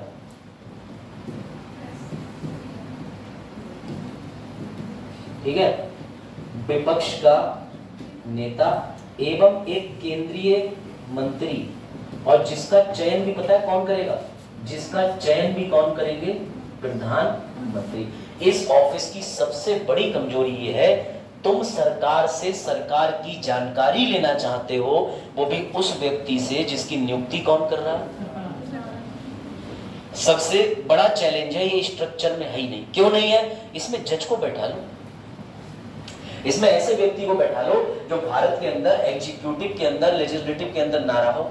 ऐसे किसी एनजीओ को दे दो ये काम, अगर तुम्हें कठिन लग रहा है। अब तुम सरकार के खिलाफ कोई व्यक्ति जाएगा और ऐसे में नियुक्त सीआईसी जो हुआ है, और कम से कम 10 सीआईसी के नीचे कर्मचारी रखने का प्रावधान, और राज्य के अंदर भी क्यों फेल है? उसमें कौन नियुक्ति करता है? सीएम, विपक्ष का नेता और राज्य मंत्री। अब आप मुझे खुद बताओ कि आप ही अपने बेटे से कह रही हैं कि बेटा स्कूल मत जाना, वो स्कूल नहीं जा रहा। मैं पूछ रहा हूँ तू स्कूल क्यों नहीं जा रहा? तो इसका कोई अर्थ निकलेगा? वो कहेगा हमारी मम्मी ने मना कर दिया। कहने का मतलब ये है कि आप जब सरकार के विरुद्ध कोई भी चीज निर्णय लेना चाहते हो या कोई भी जानकारी चाहते हो, तो ऐसे में सीआईसी जो है वो आपको जानकारी में टाल मटोल अगर कर रहा है या उचित जानकारी नहीं दे रहा, आप अपील कर सकते हो। उसमें अपील का भी बात होता है, 60 दिन 90 दिन। अगर आप इसमें अपील कर रहे हो तब भी वो आपको जानकारी नहीं दे रहा, जुर्माना भी डाला गया। लेकिन ये जुर्माना डायरेक्टली नहीं लगता है। इस जुर्माने का फैसला पता कौन तय करता है? आप आरटीआई जब भेजेंगे तो ऊपर से जो सरकार यानी जो मिनिस्ट्री बैठी हुई है, वो मिनिस्ट्री तय करती है कि मांगी हुई जानकारी में जुर्माना है या नहीं है। एक छोटी सी कमेटी बनती है, अगर उस कमेटी के द्वारा जुर्माना तय हो गया तभी जुर्माना लगता है, वरना कभी भी डायरेक्टली जुर्माना लगता ही नहीं। बच गए। अब क्या कर लो? अब बताओ, लॉ की कमी है कि नहीं? तो इसलिए मैं बता रहा हूँ कि आरटीआई टॉपिक तो बहुत छोटा है, बड़ा मजेदार है, लेकिन आरटीआई से अगर आप बहुत विशेष पहलू में कुछ चाहिए तो आपको आरटीआई के अंदर जो कमियां हैं वो दिखने लगेंगी। दूसरी बात एक चीज है कि जो सीआईसी बन जाएगा, मुख्य सूचना अधिकारी, उसकी पुनः नियुक्ति नहीं होगी। लेकिन सबसे बड़ी बात तो है वो 6 वर्ष तो सरकार के लिए काम करके चला जाएगा। और 6 वर्ष में मतलब समझ रहे हैं, 1 साल नई सरकार अपने हिसाब से काम चला लेगी, पिछली 5 साल की सरकार अपना काम निकाल लेगी, खत्म बात। आरटीआई का जो रिप्लाई आएगा उसमें हमें कितनी विश्वसनीयता होगी, क्योंकि हमें तो पता ही नहीं है ना कि हम जो पूछ रहे हैं। बढ़िया सवाल है। आरटीआई का जवाब की विश्वसनीयता, ठीक है, तो भैया याद रखना कि आरटीआई के जवाब की विश्वसनीयता इसलिए होगी क्योंकि आप उसको कोर्ट में चैलेंज कर सकते हो। आप उसे सीधे उठा के कोर्ट, ऐसा बहुत करते हैं, यूट्यूबर कर रहे हैं, उन्हें नहीं पता कि एपीओ की भर्ती, पुलिस भर्ती, शिक्षक भर्ती कब आएगी। तुमने लगाई आरटीआई। आरटीआई क्यों लगाई? क्योंकि आयोग जो है वो सरकारी है, नियुक्ति निकालता है। अब उसमें लिख के आ गया अधियाचन गया हुआ है, 15 दिन में नौकरी का विज्ञापन आ जाएगा। अगर ये खबर गलत निकलती है तो तुम हाई कोर्ट जा सकते हो, सुप्रीम कोर्ट जा सकते हो, ये ध्यान रखो। तो इसलिए जानकारी उन्हें देनी। अब वो इसका उत्तर देंगे, हाई कोर्ट सुप्रीम कोर्ट में जाती सजा नहीं हो जाएगी कि 15 दिन में तुमने कही थी नौकरी निकाल दो। वो कहेंगे हम नौकरी कैसे निकालें, हमने सरकार से कहा कि नौकरी निकालो, नौकरी के लिए बजट बना के दे दो, इतना इतना पैसा होगा, सरकार कह रही है नहीं। सरकार करी सदन की कार्रवाई बजट सत्र में पूरी हुई, अब इस पे चर्चा करेंगे मॉनसून सत्र में। तो इस वजह से बहुत सी चीजें कनेक्टेड होती है, ये चीज समझिएगा। वैसे तो हम लोग गवर्नेंस ही करना था, लेकिन अब कोई बात नहीं, अब गवर्नेंस तो गवर्नेंस ही हो गया, लेकिन मैं थोड़ा सा गवर्नेंस आपको दिखा के जरूर जाऊंगा।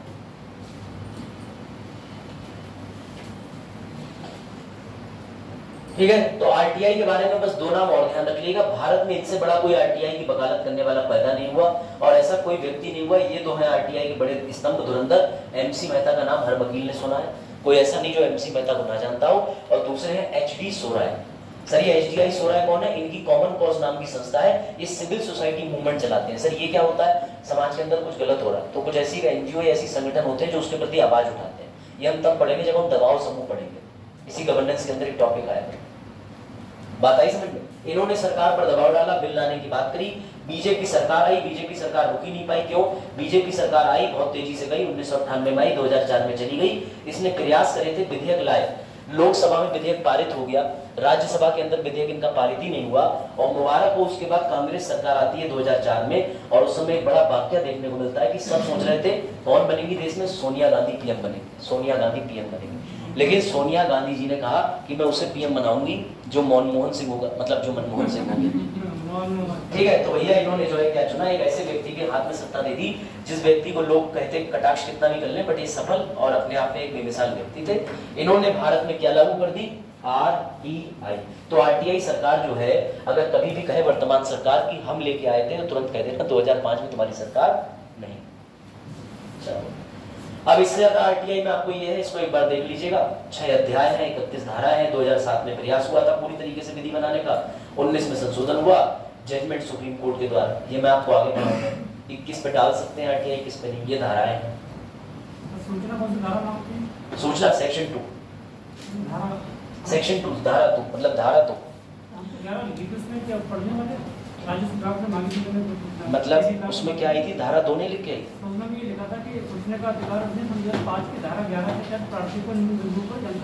हाँ हाँ, नहीं, धारा 11 का मतलब ये होता है कि 90 से 120 दिन के अंदर जानकारी दे रहे हैं और किस संबंधित विभाग की क्लासिफाइड जानकारी उसमें है। लेकिन अगर आप परिभाषा मुझसे पूछ रहे हैं तो धारा 2 के लिए वो तो 11 में ही आएगी, और 12 में जस्ट होता है उन विभागों में जिसमें सूचना वर्जित होती है।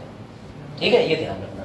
तो बेटा ये याद रखना, नियुक्ति 100 दिन के अंदर करनी होती है। कौन करता है नियुक्ति? एक लेटर माध्यम जाती है, सब बता दिया जाएगा। सेवोत्तम मॉडल और समझ लीजिए, ये है, इसको बना लीजिए, बस सेवोत्तम मॉडल खत्म हो जाएगा। इसको बना लीजिए।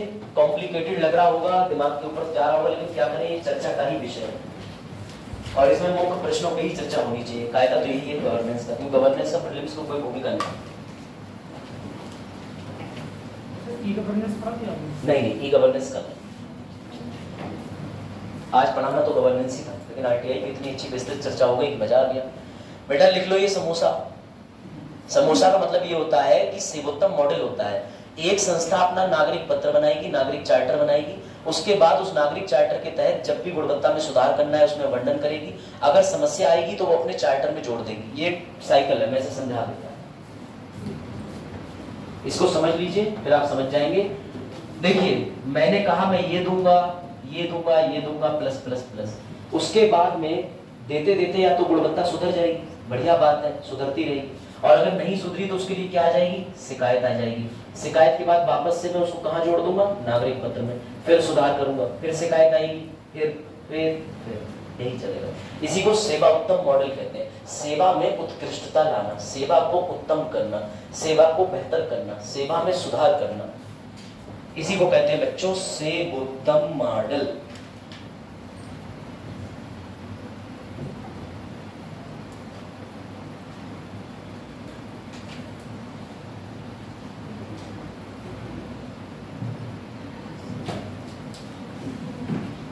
लिखा सेवोत्तम मॉडल। चलो अब बस आपको ये बता दे रहा हूँ कि कल गवर्नेंस के अंदर क्या क्या चीजें हम लोग कवर करेंगे। आप एक बार देख लीजिए, आपको थोड़ा सा और मजा आ जाएगा, आइडिया लग जाएगा कि हाँ सर गवर्नेंस में भूले क्या बनना।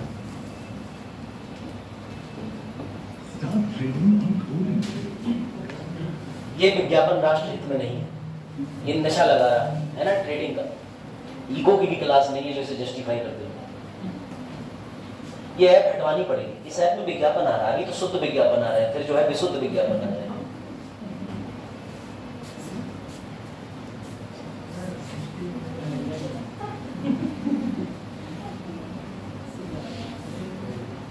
बस बहुत बढ़िया। अरे क्या बात, यही बात, कोई बात इसमें खोल लेंगे, नहीं अब विज्ञापन नहीं आएगा, ठीक है। तो बेटा ई गवर्नेंस से पहले मैं बस आपके लिए क्वेश्चन लेके आया था मेंस का। ई गवर्नेंस की शुरुआत ही मैं अलग लेवल से करूंगा, ये सब ई गवर्नेंस के अंदर आता है। मैंने पीडीएफ में सुधार करे हैं, क्रिएटिव बना दिए पहले की तरह। इससे पहले हस्तलिपि थी, तो तुम लोग उसे देवनागरी लिपि की जगह हड़प्पा सभ्यता समझ के समझने की भूल कर रहे थे। अब ये देखो एक क्वेश्चन है, चाहो तो इसके बारे में फिर से पढ़ लेना। चौथी औद्योगिक क्रांति किसे बोला जाता है? तो भैया डिजिटल क्रांति। और भारत में डिजिटल क्रांति पता कब आई? 2015 1 जुलाई से मोदी जी के प्रयासों से भारत आधुनिक हुआ। इससे पहले हम लोग जो है वो हाथ में ईंट लेके कहते थे चुनाई दे रही है, नहीं समझे? चलो थोड़ा लेट समझते हो, ठीक है। तो बेटा ई गवर्नेंस के मॉडल समझेंगे। ई गवर्नेंस क्या होता है, आपस में ऑनलाइन जोड़ देना, बस रट्टा मारो चिंता, ठीक है। चलन लग रहा है ये। तो बेटा ई गवर्नेंस में कल आएगा मजा।